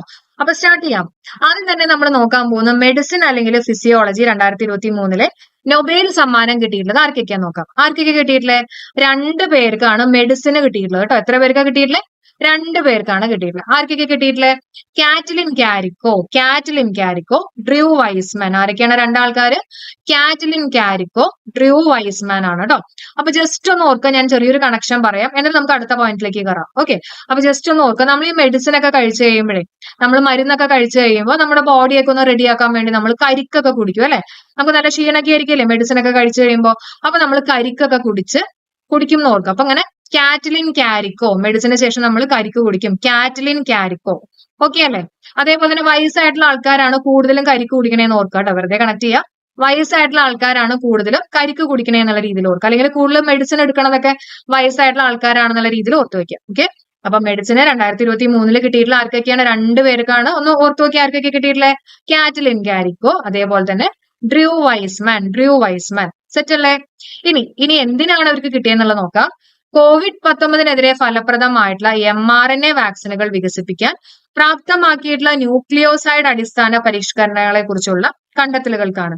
അപ്പൊ mRNA വാക്സിനുകൾ അല്ലെ, COVID-19 ഫലപ്രദമായിട്ടുള്ള mRNA vaccine, messenger RNA vaccine വികസിപ്പിക്കാൻ പ്രാപ്തമാക്കിയിട്ടുള്ള ന്യൂക്ലിയോസൈഡ് അടിസ്ഥാന പരിഷ്കരണങ്ങളെ കുറിച്ചുള്ള കണ്ടെത്തലുകൾക്കാണ് ഇവർക്ക് ഈ ഒരു പുരസ്കാരം കിട്ടിയിട്ടുള്ളത്. COVID-19 ഒന്ന് ഓർത്ത് വെച്ചേക്കാം കേട്ടോ. അപ്പൊ നമ്മുടെ കാറ്റ്ലിൻ കാരിക്കോ അതേപോലെ തന്നെ ഡ്രൂ വൈസ്മാൻ മറക്കേണ്ട 2 പേർക്കാണ് കിട്ടിയിട്ടുള്ളത്. ഇനി കാറ്റ്ലിൻ കാരിക്കോ ഏത് രാജ്യക്കാരെയാന്ന് ചോദിക്കുകയാണെങ്കിൽ ഹംഗറിയാണ് കേട്ടോ, ഹംഗറിയാണ്. അപ്പൊ ജസ്റ്റ് ഓർക്കുക, നമ്മൾ ഈ കരിക്കൊക്കെ കുടിക്കുന്നത് നമുക്ക് നല്ല വിശപ്പൊക്കെ ഉള്ള സമയത്താണ് നോക്കുക. അപ്പൊ ഹംഗറി, നമ്മൾ വിശപ്പ് ഹംഗറി എന്നൊക്കെ പറയില്ലേ, അതേപോലെ ഓർക്കുക, ഹംഗറിയാണ്. അതേപോലെ തന്നെ വൈസ്മാൻ USA കാരനാണ്, ഓർത്ത് വെച്ചേക്കുക. വൈസ്മാൻ USA കാരനാണ്. സെറ്റ് ആണല്ലോ. ഓക്കെ, ഇനി നമുക്ക് അടുത്ത് നോക്കാം. അടുത്ത ഫിസിക്സ് ആണ് കേട്ടോ. ഫിസിക്സിൽ കിട്ടിയിട്ടുള്ളത് 3 പേർക്കാണ് കിട്ടിയിട്ടുള്ളത്. ഫിസിക്സിൽ എത്ര പേർക്കാണ് കിട്ടിയിട്ടുള്ളത്? അല്ലെങ്കിൽ ഭൗതിക ശാസ്ത്രത്തില് 2023 നൊബേൽ സമ്മാനം കിട്ടിയിട്ടുള്ളത് 3 ആൾക്കാരാണ്. ആരൊക്കെയാണ് നമുക്ക് നോക്കാം അല്ലെ. Pierre Agostini, Ferenc Krausz, Anne L'Huillier. പേരൊക്കെ പെട്ടെന്ന് കേൾക്കുമ്പോൾ ഒരു ഐഡിയ കിട്ടണം എന്നില്ല, നമുക്ക് ചെറിയ കണക്ഷൻസ് കൊടുക്കാം. ആരൊക്കെയാണ്? Pierre Agostini, Ferenc Krausz, Anne L'Huillier. Okay, അപ്പൊ ഇത്രയും ഓർത്താൽ മതി. ഒരു ആൺഗോസ്റ്റ് ഉണ്ടെന്ന് ഓർക്കുക കേട്ടോ. ഒരു ആൺഗോസ്റ്റ്, നമ്മൾ ആണെന്നൊക്കെ പറയില്ലേ, ഒരു ആൺഗോസ്റ്റ് ഉണ്ട്. ഈ ആൺഗോസ്റ്റിനെ നമ്മൾ എന്ത് കാണിച്ചു? കുരിശ് കാണിച്ചു അല്ലെ. ഗോസ്റ്റ് ഒക്കെ വരുമ്പോൾ നമ്മൾ കുരിശ് കാണിക്കില്ലേ, അതേപോലെ ആൺഗോസ്റ്റിനെ കണ്ടപ്പോ കുരിശ് കാണിച്ചു എന്ന് ഓർക്കുക. ക്രോസ് കേട്ടോ, ക്രോസ് ആയിട്ടൊന്ന് ഓർക്കുക. ഇനി ഫിസിക്സ് ആയിട്ട് നമ്മൾ എങ്ങനെയാ കണക്ട് ചെയ്യുക? ഫിസിക്സ് എന്ന് പറയുമ്പോൾ നല്ല ഫിസിക്കുള്ള ഒരു ആൺഗോസ്റ്റിനെ കണ്ടപ്പോഴാണ് നമ്മൾ ക്രോസ് കാണിച്ചത്. ഓക്കെ, അല്ലറ ചില്ലറ ഗോസ്റ്റ് അല്ല, നല്ല ഫിസിക്കൊക്കെ ഉള്ള ആൺഗോസ്റ്റിനെ കണ്ടപ്പോഴാണ് നമ്മൾ ക്രോസ് കാണിച്ചതെന്ന് ഓർക്കുക. കിട്ടിയില്ലേ? അപ്പൊ ഫിസിക്സില് 2023 നൊബേൽ സമ്മാനം കിട്ടിയിട്ടുള്ള ആർക്കൊക്കെയാണ്? ആണെന്ന് പറയുമ്പോൾ ആരാലോചിക്കണം? ആനി ലുഹെയ്ലർ അല്ലെ, ആനി ലുഹെയ്ലർ. പിന്നെ ഗോസ്റ്റ് എന്ന് പറയുന്നത് നമ്മുടെ അഗോസ്റ്റി ആണ്. പിന്നെ എന്ത് കാണിച്ചു? ക്രോസ് കാണിച്ചു അല്ലെ. അപ്പൊ ക്രോസ് എന്ന് പറയുമ്പോൾ ആരാണ്? ഫെറങ്ക് ക്രോസ് എന്നുള്ളത് ഓർത്ത് വെച്ചേക്കാം കേട്ടോ, ഫെറങ്ക് ക്രോസ്. ഓക്കെ, അപ്പൊ ജസ്റ്റ് നോക്കിക്കോളൂ. ആൺഗോസ്റ്റിനെ കണ്ടു കഴിഞ്ഞപ്പോ ക്രോസ് കാണിച്ചു അല്ലെ. നല്ല ഫിസിക്കുള്ള ആൺഗോസ്റ്റിനെ കണ്ടപ്പോ ക്രോസ് കാണിച്ചു. ഇതിൽ ഏതാണ് പ്രേതം എന്ന് ചോദിക്കരുത്. ഓക്കെ, അപ്പൊ നമ്മൾ ഇവിടം വരെ എത്തി. ഇനി ഓർക്കേണ്ടത് ആനി ലുഹെയ്ലർ സ്വീഡൻകാരിയാണ്. അതേസമയം പിയറി അഗോസ്റ്റിനി US ആണ് കേട്ടോ, US ആണ്. അപ്പൊ ജസ്റ്റ് ഓർക്കുക, ഈ ഗോസ്റ്റിനൊക്കെ കണ്ടതാരാ? നമ്മളാണ് കണ്ടത് അല്ലെ, അസ് എന്നുള്ള രീതിയിൽ ഓർക്കുക കേട്ടോ. ഗോസ്റ്റിനെ കണ്ടതാരാണ്? നമ്മളാണ്, US, അസ് എന്നുള്ള രീതിയിൽ ഓർക്കുക. പിന്നെ ഒരു ക്രോസ് ഒന്നും പോരാ, കുറെ ക്രോസ് വേണം നോക്കുക കേട്ടോ. അതായത് മെനി ക്രോസ് വേണം നോക്കുക. ക്രോസ് അല്ലെങ്കിൽ ഫെറൻ ക്രോസ് ജർമ്മനിയാണ് കേട്ടോ, അതും കൂടെ ഓർത്ത് വെച്ചേക്കുക. അപ്പൊ മെനി ക്രോസ് കാണിക്കണം, ഒരു ക്രോസ് ഒന്നും കാണിച്ചാൽ പോരാ, മെനി ക്രോസ് കാണിക്കണം എന്നുള്ള രീതിയിൽ ഓർത്തു കഴിഞ്ഞാൽ അവരുടെ രാജ്യം കൂടെ നിങ്ങളുടെ മൈൻഡിലേക്ക് കയറും. ഓക്കെ ആണല്ലോ. ഇനി എന്തിന്റെ കണ്ടെത്തലുകൾക്കാണ് ഇവർക്ക് കിട്ടിയെന്ന് ചോദിക്കുകയാണെങ്കിൽ ദ്രവ്യത്തിലെ ഇലക്ട്രോൺ ഡൈനാമിക്സിന്റെ പഠനത്തിനായി പ്രകാശത്തിന്റെ ആറ്റോസെക്കൻഡ് പൾസുകൾ സൃഷ്ടിക്കുന്ന പരീക്ഷണാത്മക രീതികൾക്കായിട്ടാണ് ഇവർക്ക് ഈ ഒരു പുരസ്കാരം കിട്ടിയിട്ടുള്ളത്. പ്രകാശത്തിന്റെ ആറ്റോസെക്കൻഡ് പൾസുകൾ സൃഷ്ടിക്കുന്ന പരീക്ഷണാത്മക രീതികൾക്കായിട്ടാണ് ഇവർക്ക് ഈ ഒരു പുരസ്കാരം കിട്ടിയിട്ടുള്ളത് കേട്ടോ. അപ്പൊ ജസ്റ്റ് ഓർത്ത് വെച്ചേക്കുക, ഈ കോസ്റ്റ് ഒക്കെ വരുന്നത് പെട്ടെന്നായിരിക്കും വരുന്നത് അല്ലെ, പെട്ടെന്നായിരിക്കും. അപ്പൊ ഒരു സെക്കൻഡ് ടൈമിലേക്കാണ് വരുന്നത് ഓർക്കുക. അങ്ങനെ നമുക്ക് ആറ്റോ സെക്കൻഡ് അല്ലെ, ആറ്റോ സെക്കൻഡ് ആയിട്ടൊന്ന് ഓർത്ത് വെച്ചേക്കാം. ഓക്കെ, ഇനി പ്രയത്നമൊക്കെ കണ്ടു കഴിയുമ്പോൾ നമ്മുടെ ചിലപ്പോൾ പൾസ് ഒക്കെ പോവല്ലേ, അപ്പൊ പൾസുകളായിട്ടൊക്കെ ഒന്ന് ഓർത്ത് വെക്കുക കേട്ടോ, പ്രകാശത്തിന്റെ ആറ്റോ സെക്കൻഡ് പൾസുകൾ. അതേപോലെ തന്നെ പ്രേതം വരുമ്പോ അല്ലെങ്കിൽ ഗോസ്റ്റ് വരുമ്പോ ലൈറ്റ് കെടും വരും, അങ്ങനെയൊക്കെയല്ലേ നമ്മൾ സിനിമകളിലൊക്കെ കണ്ടിട്ടുള്ളത്. അപ്പൊ അങ്ങനെ പ്രകാശത്തിന്റെ ആറ്റോ സെക്കൻഡ് പൾസുകൾ സൃഷ്ടിക്കുന്ന പരീക്ഷണാത്മക രീതികൾക്കായി എന്നുള്ള കാര്യം പ്രത്യേകം ഒന്ന് നോട്ട് ചെയ്ത് വെക്കുക. അപ്പൊ ഫിസിക്സിൽ കിട്ടിയുള്ള 3 ആൾക്കാർക്കാണ് Pierre Agostini, Ferran cross, Annie ലുഹെയിലർ. ആൺ ഗോസ്റ്റിനെ കണ്ടപ്പോൾ നമ്മൾ ക്രോസ് കാണിച്ചു അല്ലെ, നല്ല ഫിസിക്കുള്ള ആൺ ഗോസ്റ്റിനെ കണ്ടപ്പോൾ നമ്മൾ ക്രോസ് കാണിച്ചു എന്നുള്ള രീതിയിൽ ഓർത്തു വെച്ചേക്കാം. ഇനി അടുത്ത നമ്മൾ നോക്കാൻ പോകുന്നത് കെമിസ്ട്രി അല്ലെങ്കിൽ രസതന്ത്രത്തിൽ നൊബേൽ സമ്മാനം കിട്ടിയിട്ടുള്ളത് 3 പേർക്കാണ് കിട്ടിയിട്ടുള്ളത്. ആരൊക്കെയാ 3 ആൾക്കാര്? Moungi G Bawendi, Louis E Brus, Alexei E Ekimov. Okay, നമുക്ക് വളരെ സിമ്പിൾ ആയിട്ട് തന്നെ പഠിക്കാം. ഒന്നും കൂടെ പേര് പറയാം. Moungi G Bawendi, Louis E Brus, Alexei E Ekimov. Okay, അപ്പൊ ജസ്റ്റ് ഓർക്കുക, അലക്സ് എന്ന് പറഞ്ഞിട്ടുള്ള ഒരാൾക്ക് മാഗി നൂഡിൽസും ബ്രൂ കോഫിയും കുടിച്ചു അപ്പൊ നല്ല രസം തോന്നി കേട്ടോ. അലക്സ് എന്ന് പറഞ്ഞിട്ടുള്ള ആൾക്ക് മാഗി നൂഡിൽസും അതിന്റെ ഒപ്പം തന്നെ ബ്രൂ കോഫിയും കൂടി ഉണ്ട്. മാഗി നൂഡിൽസ് മാത്രമല്ല, ബ്രൂ കോഫി. അപ്പൊ അലക്സ് എന്ന് പറഞ്ഞിട്ടുള്ള ആൾക്ക് മാഗി നൂഡിൽസും ബ്രൂ കോഫിയും കൂടി കുടിച്ചപ്പോ നല്ല രസം തോന്നി. ആ രസമാണ് നമ്മുടെ രസതന്ത്രം, കെമിസ്ട്രി. കിട്ടിയോ? അപ്പൊ വളരെ സിമ്പിൾ ആയിട്ട് ഞാൻ പിടിച്ചില്ലേ. അപ്പൊ അലക്സ് എന്ന് പറഞ്ഞിട്ടുള്ള ആൾക്ക് മാഗി നൂഡിൽസും ബ്രൂ കോഫിയും കുടിച്ചപ്പോൾ നല്ല രസം. ഇനി ആൾക്കാർ ഒന്നുകൂടെ നോക്കി, അലക്സ് എന്ന് പറയുമ്പോൾ അലക്സി ഇ എക്കിമോ, പിന്നെ നമ്മൾ പറഞ്ഞു മാഗി അല്ലെ, നമ്മുടെ മൗങ്കി ജി ബവേണ്ടി, പിന്നെ ബ്രൂ കോഫി, അപ്പൊ ലൂയിസ് ഇ ബ്രൂസ്. ഒന്ന് ഓർത്ത് വെക്കാട്ടോ. അതേപോലെ തന്നെ എന്തിന്റെ കണ്ടെത്തലുകൾക്കാണ് കിട്ടിയെന്ന് ചോദിക്കുകയാണെങ്കിൽ ക്വാണ്ടം ഡോട്ടുകളുടെ കണ്ടെത്തലിനും സമന്വയത്തിനുമാണ് കിട്ടിയിട്ടുള്ളത്. ക്വാണ്ടം ഡോട്ടുകളുടെ, അപ്പൊ ഒന്ന് ഓർത്ത് വെച്ചേക്കാം. ഈ ക്വാണ്ടം എന്നൊക്കെ പറഞ്ഞാൽ എന്താ? പാക്കറ്റ്സ് ഓഫ് എനർജി അല്ലെ, പാക്കറ്റ്സ് ഓഫ് എനർജി, അല്ലെങ്കിൽ നമുക്ക് വേണമെങ്കിൽ പാക്കറ്റ് ആയിട്ടൊക്കെ ഒന്ന് ഓർത്ത് വെക്കാം. അപ്പൊ പാക്കറ്റിലാണ് നമ്മൾ ഈ മാഗി നൂഡിൽസും ബ്രൂ കോഫിയൊക്കെ വാങ്ങിച്ചു കൊണ്ടുവന്നുള്ള രീതിയിൽ ഓർത്ത് വെക്കുക കേട്ടോ. ക്വാണ്ടം ഡോട്ടുകളുടെ കണ്ടെത്തലിനും സമന്വയത്തിനുമാണ് കിട്ടിയിട്ടുള്ളത് എന്നുള്ള കാര്യം ഓർത്ത് വെച്ചേക്കാം. അപ്പൊ അലക്സിന് മാത്രമല്ല രസം, നമ്മൾക്കും രസമുണ്ട്. അസ് എന്ന് പറയില്ലേ, നമ്മൾക്കും രസമുണ്ടെന്ന് ഓർക്കാം. അപ്പൊ ഈ പറഞ്ഞിട്ടുള്ള 3 ആൾക്കാരും USA കാരാണെന്നുള്ളത് ഓർത്ത് വെച്ചേക്കാം. ഓക്കെ, അപ്പൊ ബ്രൂസ് ആണെങ്കിലും മോങ്കി ആണെങ്കിലും അലക്സി ആണെങ്കിലും ഒക്കെ USA കാരാണെന്നുള്ള രീതിയിൽ ഓർത്ത് വെച്ചേക്കാം. സെറ്റ് ആണല്ലോ. അപ്പൊ നമ്മൾ എന്തൊക്കെയാ പഠിച്ചേ? നമ്മൾ ആദ്യം പറഞ്ഞു മെഡിസിന് കിട്ടിയിട്ടുള്ള 2 ആൾക്കാര് നമ്മുടെ കരിക്കും വയസ്സായിട്ടുള്ള ആൾക്കാരല്ല, അപ്പൊ കാറ്റ്ലിൻ കാരിക്കോ, ഡ്രൂ വൈസ്മാൻ. പിന്നെ നമ്മൾ പറഞ്ഞു ഫിസിക്സ് പറഞ്ഞു, ഭൗതിക ശാസ്ത്രം, നല്ല ഫിസിക്കുള്ള ഒരു ആൺ ഗോസ്റ്റ് വന്നപ്പോ നമ്മൾ എന്ത് കാണിച്ചു? ക്രോസ് കാണിച്ച കാര്യം പറഞ്ഞു. പിന്നെ നമ്മൾ പറഞ്ഞു രസതന്ത്രം അല്ലെ, രസതന്ത്രം അല്ലെങ്കിൽ കെമിസ്ട്രിയിൽ കിട്ടിയിട്ടുള്ളത് അലക്സി, മൗങ്കി, ബ്രൂസ്. നമ്മുടെ അലക്സ് മാഗി നൂഡിൽസും ബ്രൂ കോഫിയും കുടിച്ചപ്പോ നല്ല രസമാണെന്നുള്ള കാര്യം കൂടെ പറഞ്ഞല്ലേ. ഇത്രയും സെറ്റ് ആണല്ലോ. ഇനി നമ്മൾ നോക്കുന്നത് സമാധാനത്തിന്റെയാണ് കേട്ടോ. നൊബേൽ പീസ് പ്രൈസ് 2023 നമ്മൾ നോക്കുന്നത്. കിട്ടിയിട്ടുള്ളത് നാർഗസ് മുഹമ്മദിക്കാണ്. ഒരാൾക്കാണ് കിട്ടിയിട്ടുള്ളത്, നാർഗസ് മുഹമ്മദി. സിമ്പിൾ ആയിട്ട് നമുക്ക് ആലോചിക്കാം. ഈ സമാധാനം, പീസ് എന്നൊക്കെ പറയുമ്പോൾ നമ്മൾ ഈ നരകത്തിലൊക്കെ പോയി കഴിഞ്ഞാൽ നമുക്ക് ഒരു സമാധാനം ഉണ്ടാവില്ല എന്നുള്ള രീതിയിൽ ഓർക്കാം അല്ലെ. അപ്പൊ നരകം, നാർഗസ് മുഹമ്മദിക്കാണ് കിട്ടിയിട്ടുള്ളത്. ഓക്കെ, നാർഗസ് മുഹമ്മദിക്കാണ് കിട്ടിയിട്ടുള്ളത്. ഓക്കെ, അതേപോലെ തന്നെ ഇറാൻ സ്വദേശം ചോദിക്കുകയാണെങ്കിൽ ഇറാൻ ആണ് കേട്ടോ, ഇറാൻ. അപ്പൊ നാർഗസ് എന്ന് പറയുമ്പോൾ തന്നെ കണ്ടോ, ഒരു നാർഗസിനകത്ത് ഞാനിവിടെ ഒരു ഐയും കൂടെ ചേർത്ത് കഴിഞ്ഞാൽ ഇറാൻ ആയില്ലേ. ഇങ്ങനെ ഒന്ന് വായിച്ചു നോക്കി, ഇറാൻ ആയില്ലേ. അപ്പൊ ഇറാനിലെ പാർശ്വവൽക്കരിക്കപ്പെട്ട സ്ത്രീകളുടെ മനുഷ്യാവകാശങ്ങൾക്കും സ്വാതന്ത്ര്യത്തിനും വേണ്ടി നടത്തിയിട്ടുള്ള പോരാട്ടത്തിനാണ് കിട്ടിയിട്ടുള്ളത് ഈ ഒരു പുരസ്കാരം കിട്ടിയിട്ടുള്ളത്. ഇറാനിലെ പാർശ്വവൽക്കരിക്കപ്പെട്ട സ്ത്രീകളുടെ മനുഷ്യാവകാശങ്ങൾക്കും സ്വാതന്ത്ര്യത്തിനും വേണ്ടിയാണ് നടത്തിയിട്ടുള്ള പോരാട്ടത്തിനാണ് ഈ ഒരു പുരസ്കാരം കിട്ടിയെന്നുള്ള കാര്യം കൂടെ ഓർത്തു വെച്ചേക്കാം കേട്ടോ. അപ്പൊ സമാധാനത്തിനുള്ള പുരസ്കാരം കിട്ടിയുള്ള ഒറ്റ ഒരാൾക്കാണ് കിട്ടിയുള്ളത്, നാർഗസ് മുഹമ്മദി. സമാധാനം, നരകത്തിൽ പോയി കഴിഞ്ഞാൽ സമാധാനം കിട്ടില്ല എന്നുള്ള രീതിയിൽ ഓർത്തു വെച്ചേക്കാം. ഓക്കെ, പിന്നെ ലിറ്ററേച്ചർ ആണ്. നൊബേൽ പ്രൈസ് ഇൻ ലിറ്ററേച്ചർ 2023 ലിറ്ററേച്ചറിന് കിട്ടിയിട്ടുള്ളത് ജോൺ ഒലവ് ഫോസയ്ക്കാണ് കേട്ടോ. ആർക്കാണ്? John Olaf Fosse. അപ്പൊ ജസ്റ്റ് ഓർക്കുക, ഈ ലിറ്ററേച്ചർ, സാഹിത്യം അല്ലെ, സാഹിത്യം എന്നൊക്കെ പറയുമ്പോൾ നമ്മൾ ഈ പുസ്തകങ്ങളൊക്കെ പലപ്പോഴും പൈസ കൊടുത്ത് വാങ്ങാണ്ട് നമ്മുടെ ഫ്രണ്ട്സിന്റെ ഒക്കെ നമ്മൾ പുസ്തകങ്ങളൊക്കെ എടുത്ത് വായിക്കാറില്ലേ. അതായത് നമ്മൾ ഓസിനൊക്കെ വായിക്കാറുണ്ട് അല്ലെ. ലിറ്ററേച്ചർ എന്നൊക്കെ പറയുമ്പോൾ നമ്മൾ ഓസിന് വായിക്കാറുണ്ട്. അങ്ങനെ ഫോസെ അല്ലെ, ഫോസെ, അതിനകത്തൊരു ഓസ് ഇരിപ്പുണ്ടല്ലോ. ഓസിനൊക്കെ നമ്മൾ ലിറ്ററേച്ചർ, സാഹിത്യമൊക്കെ വായിക്കാറുണ്ടെന്ന് നോക്കാം. ഓക്കെ, അപ്പൊ അത് ഓർത്ത് വെച്ചേക്കാം. അല്ലെങ്കിൽ സാഹിത്യത്തിന്റെ ഒക്കെ ഒരു ഡോൺ ആണെന്ന് ഓർക്കുക. ഡോൺ എന്നൊക്കെ പറയുന്ന പോലെ ജോൺ എന്നുള്ള രീതിയിൽ ഓർത്ത് വെക്കുക കേട്ടോ. ജോൺ ഒലവ് ഫോസയ്ക്കാണ് കിട്ടിയിട്ടുള്ളത്. ഓക്കെ, നോർവേക്കാരനാണ്. അപ്പൊ ഫോസെ നോർവേക്കാരനാണെന്നും കൂടെ കാര്യം ഓർത്ത് വെച്ചേക്കാം. ഇനി എന്തിനാണ് ഈ ഒരു പുരസ്കാരം കിട്ടിയെന്ന് ചോദിക്കുകയാണെങ്കിൽ പറയാനാവാത്തവയ്ക്ക് ശബ്ദം നൽകുന്ന അദ്ദേഹത്തിന്റെ നൂതനമായിട്ടുള്ള നാടകങ്ങൾക്കും ഗദ്യങ്ങൾക്കാണ് ഈ ഒരു പുരസ്കാരം കിട്ടിയിട്ടുള്ളത്. അപ്പൊ സാഹിത്യത്തിൽ കിട്ടിയിട്ടുള്ള ആർക്കാണ്? ഓസ് എന്ന് ഓർക്കുക അല്ലെ. അപ്പൊ ജോണോലോ ഫോസെ ആണ് അല്ലെ, ഫോസെ അല്ലെങ്കിൽ ഡോൺ എന്നൊക്കെ ഓർത്ത് വെച്ചേക്കാം കേട്ടോ. പറയാനാവാത്തവയ്ക്ക് ശബ്ദം നൽകുന്ന അദ്ദേഹത്തിന്റെ നൂതനമായിട്ടുള്ള നാടകങ്ങൾക്കും ഗദ്യങ്ങൾക്കാണ് കിട്ടിയെന്നുള്ള കാര്യം കൊണ്ട് ഓർത്ത് വെച്ചേക്കാം. ഇനി അടുത്ത് നമ്മൾ നോക്കുന്നത് സാമ്പത്തിക ശാസ്ത്രം അല്ലെങ്കിൽ എക്കണോമിക്സിന് 2023 നൊബേൽ സമ്മാനം കിട്ടിയിട്ടുള്ള ആർക്കാന്ന് ചോദിക്കുകയാണെങ്കിൽ Claudia Goldin. Claudia Goldin simple ആയിട്ട് തന്നെ നമുക്ക് ആലോചിക്കാം അല്ലെ. എക്കണോമിക്സ് അല്ലെങ്കിൽ സാമ്പത്തികം എന്നൊക്കെ പറയുമ്പോൾ ഗോൾഡ് ഉണ്ട് അതിനകത്ത് അല്ലെ, ഗോൾഡ്. അപ്പൊ ഗോൾഡിൻ, ക്ലൗഡിയ ഗോൾഡിൻ എന്നുള്ള കാര്യം ഓർത്ത് വെച്ചേക്കാം. സ്ത്രീകളുടെ തൊഴിൽ വിപണി ഫലങ്ങളെ കുറിച്ചുള്ള ധാരണ വികസിപ്പിച്ചതിനാണ് ഈ ഒരു പുരസ്കാരം കിട്ടിയിട്ടുള്ളത് കേട്ടോ. സ്ത്രീകളുടെ തൊഴിൽ വിപണി ഫലങ്ങളെ കുറിച്ചുള്ള ധാരണ വികസിപ്പിച്ചതിനാണ് ഈ ഒരു പുരസ്കാരം കിട്ടിയിട്ടുള്ളത്. ഓക്കെ, അപ്പൊ USA കാരിയാണെന്നുള്ള കാര്യം കൂടെ ഓർത്ത് വെച്ചേക്കാം. അപ്പൊ നമ്മളാണ് ഗോൾഡ് ഒക്കെ ഇടണേ എന്നുള്ള രീതിയിലൊക്കെ വേണമെങ്കിൽ ഓർക്കാം കേട്ടോ. US നമ്മൾ എന്നൊക്കെ പറയില്ലേ, അസ് എന്നുള്ള രീതിയിൽ ഓർക്കാം. അപ്പൊ USA കാരിയാണെന്നുള്ള കാര്യം കൂടെ ഓർത്ത് വെച്ചേക്കാം. ഓക്കെ, അപ്പൊ നമ്മൾ പഠിച്ചിട്ടുള്ള കാര്യങ്ങളൊന്ന് വേഗം ഞാനൊന്ന് പറയാം, എന്നിട്ട് നമുക്ക് പതുക്കെ വൈൻഡപ്പ് ചെയ്യാം. മെഡിസിൻ അല്ലെങ്കിൽ ഫിസിയോളജിയിൽ കിട്ടിയിട്ടുള്ള ആർക്കൊക്കെയാണ്? നമ്മുടെ കരിക്ക് കുടിക്കുന്ന കാര്യം വയസ്സായിട്ടുള്ള ആൾക്കാരും അല്ലെ. ഇപ്പൊ കാറ്റ്ലിൻ ക്യാരിക്കും ഡ്രൂ വൈസ്മാൻ 2 ആൾക്കാർക്കാണ് കിട്ടിയിട്ടുള്ളത്. ഫിസിക്സിൽ കിട്ടിയിട്ടുള്ള 3 ആൾക്കാരാണ് അല്ലെ. ആരൊക്കെയായിരുന്നു? ഒരു ആൺഗോസ്റ്റ് വന്നപ്പോൾ നമ്മൾ ക്രോസ് കാണിച്ചു എന്നുള്ള കാര്യം ഓർത്ത്. നല്ല ഫിസിക്കൽ ആൺഗോസ്റ്റ് ആണ് കേട്ടോ. അപ്പൊ ഫിസിക്സുമായിട്ട് നമ്മൾ കണക്ട് ചെയ്ത് പറഞ്ഞു.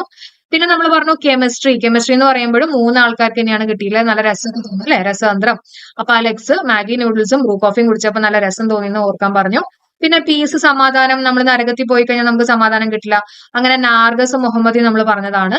പിന്നെ പറഞ്ഞത് സാഹിത്യത്തിലാണ് നമ്മൾ പറഞ്ഞത്. ഓസിനൊക്കെ നമ്മൾ ബുക്കൊക്കെ വായിക്കും അല്ലെ. അപ്പൊ ഫോസെ അല്ലെങ്കിൽ സാഹിത്യത്തിന്റെ ഒരു ഡോൺ എന്നുള്ള രീതിയിൽ ഓർക്കുക, ജോൺ അല്ലെ, ജോൺ. അപ്പൊ ജോണോലോ ഫോസെ ആണ്. ഓക്കെ, അപ്പൊ ഗ്രാൻഡ് സ്ലാം അവാർഡ്സ് എന്ന് പറയുമ്പോൾ അതിനകത്ത് ഏതൊക്കെയാ വരുന്നത്? ഓസ്ട്രേലിയൻ ഓപ്പൺ ഉണ്ട്, ഫ്രഞ്ച് ഓപ്പൺ ഉണ്ട്, US ഓപ്പൺ ഉണ്ട്, അതുപോലെ തന്നെ വിംബിൾഡൺ ഉണ്ട് കേട്ടോ. ഇങ്ങനെ 4 കൂടിയിട്ടാണ് നമ്മൾ ഗ്രാൻഡ് സ്ലാം എന്ന് പറയാം. ഏതൊക്കെയാണ്? Australian open, French open, Wimbledon, അതുപോലെ തന്നെ US ഓപ്പൺ. ഇനി 2023 ഓസ്ട്രേലിയൻ ഓപ്പൺ ജേതാവ് ആരാന്ന് ചോദിക്കുകയാണെങ്കിൽ മെൻ സിംഗിൾസിൽ നൊവാക് ജോക്കോവിച്ച് ആണ്. ആരാണ്? നൊവാക് ജോക്കോവിച്ച്. വുമൺ സിംഗിൾസ് ചോദിക്കുകയാണെങ്കിലോ അത് അരിയാന സെബലങ്ക. ആരാണ്? അരിയാന സെബലങ്ക. അപ്പോ ഇനി നമ്മൾ ക്ലാസ്സിലേക്ക് കയറുന്നേക്കാളും മുമ്പ് ഒരു ചെറിയ കാര്യം പറയാം കേട്ടോ. 2023 എന്നല്ലേ പറഞ്ഞിട്ടുള്ളേ അല്ലെ. അപ്പൊ 2023 3 നൊവാക് ജോക്കോവിച്ചിനാണ് കിട്ടിയിട്ടുള്ളത്. ഓക്കെ, നമ്മൾ പറഞ്ഞു 4 ഉണ്ടെന്ന് പറഞ്ഞാൽ ഓസ്ട്രേലിയൻ ഓപ്പൺ ഉണ്ട്, ഫ്രഞ്ച് ഓപ്പൺ ഉണ്ട്, US ഓപ്പൺ ഉണ്ട്, വിംബിൾഡൺ ഉണ്ട്. അതിനകത്ത് 3 കിട്ടിയിട്ടുള്ളത് 2023 3 കിട്ടിയിട്ടുള്ള ആർക്കാണ്? നൊവാക് ജോക്കോവിച്ചിനാണ് കിട്ടിയിട്ടുള്ളത്. അപ്പൊ അതിന് പ്രത്യേകിച്ച് ഒരു കോഡ് പറയേണ്ട കാര്യമില്ലല്ലോ, നിങ്ങൾക്ക് ഓർക്കാലോ അല്ലെ. അപ്പൊ ഏതൊക്കെയാണെന്നൊക്കെ ഞാൻ പറഞ്ഞുതരാം കേട്ടോ. അപ്പോ കിട്ടിയിട്ടുള്ളത് ഓസ്ട്രേലിയൻ ഓപ്പൺ കിട്ടിയിട്ടുള്ളത് മെൻ സിംഗിൾസ് കിട്ടിയിട്ടുള്ളത് നൊവാക് ജോക്കോവിച്ച്, ഫ്രഞ്ച് ഓപ്പൺ കിട്ടിയിട്ടുള്ളത് നൊവാക് ജോക്കോവിച്ച്, അതുപോലെ തന്നെ US ഓപ്പൺ കിട്ടിയിട്ടുള്ളത് നൊവാക് ജോക്കോവിച്ചിനാണ്. AFU എന്ന് ഓർത്ത് വെക്കുക കേട്ടോ. അപ്പൊ ഓസ്ട്രേലിയൻ ഓപ്പൺ 2023 കിട്ടിയിട്ടുള്ള ആർക്കാണ്? നൊവാക് ജോക്കോവിച്ച്. ഫ്രഞ്ച് ഓപ്പൺ, US ഓപ്പൺ കിട്ടിയിട്ടുള്ളത് നൊവാക് ജോക്കോവിച്ച്. അപ്പൊ നമുക്ക് ഇനി വുമൺ സിംഗിൾസ് ആയിട്ട് കണക്ഷൻ കൊടുക്കാം. ഓക്കെ, മെൻ സിംഗിൾസ് ഈ AFU എന്നുള്ള കാര്യം ഓർത്ത് വെക്കുക കേട്ടോ. വുമൺ സിംഗിൾസ് കിട്ടിയിട്ടുള്ളത് അരിയാന സെബലങ്കയ്ക്കാണ് കിട്ടിയിട്ടുള്ളത്. ഓസ്ട്രേലിയൻ ഓപ്പൺ ആണ്.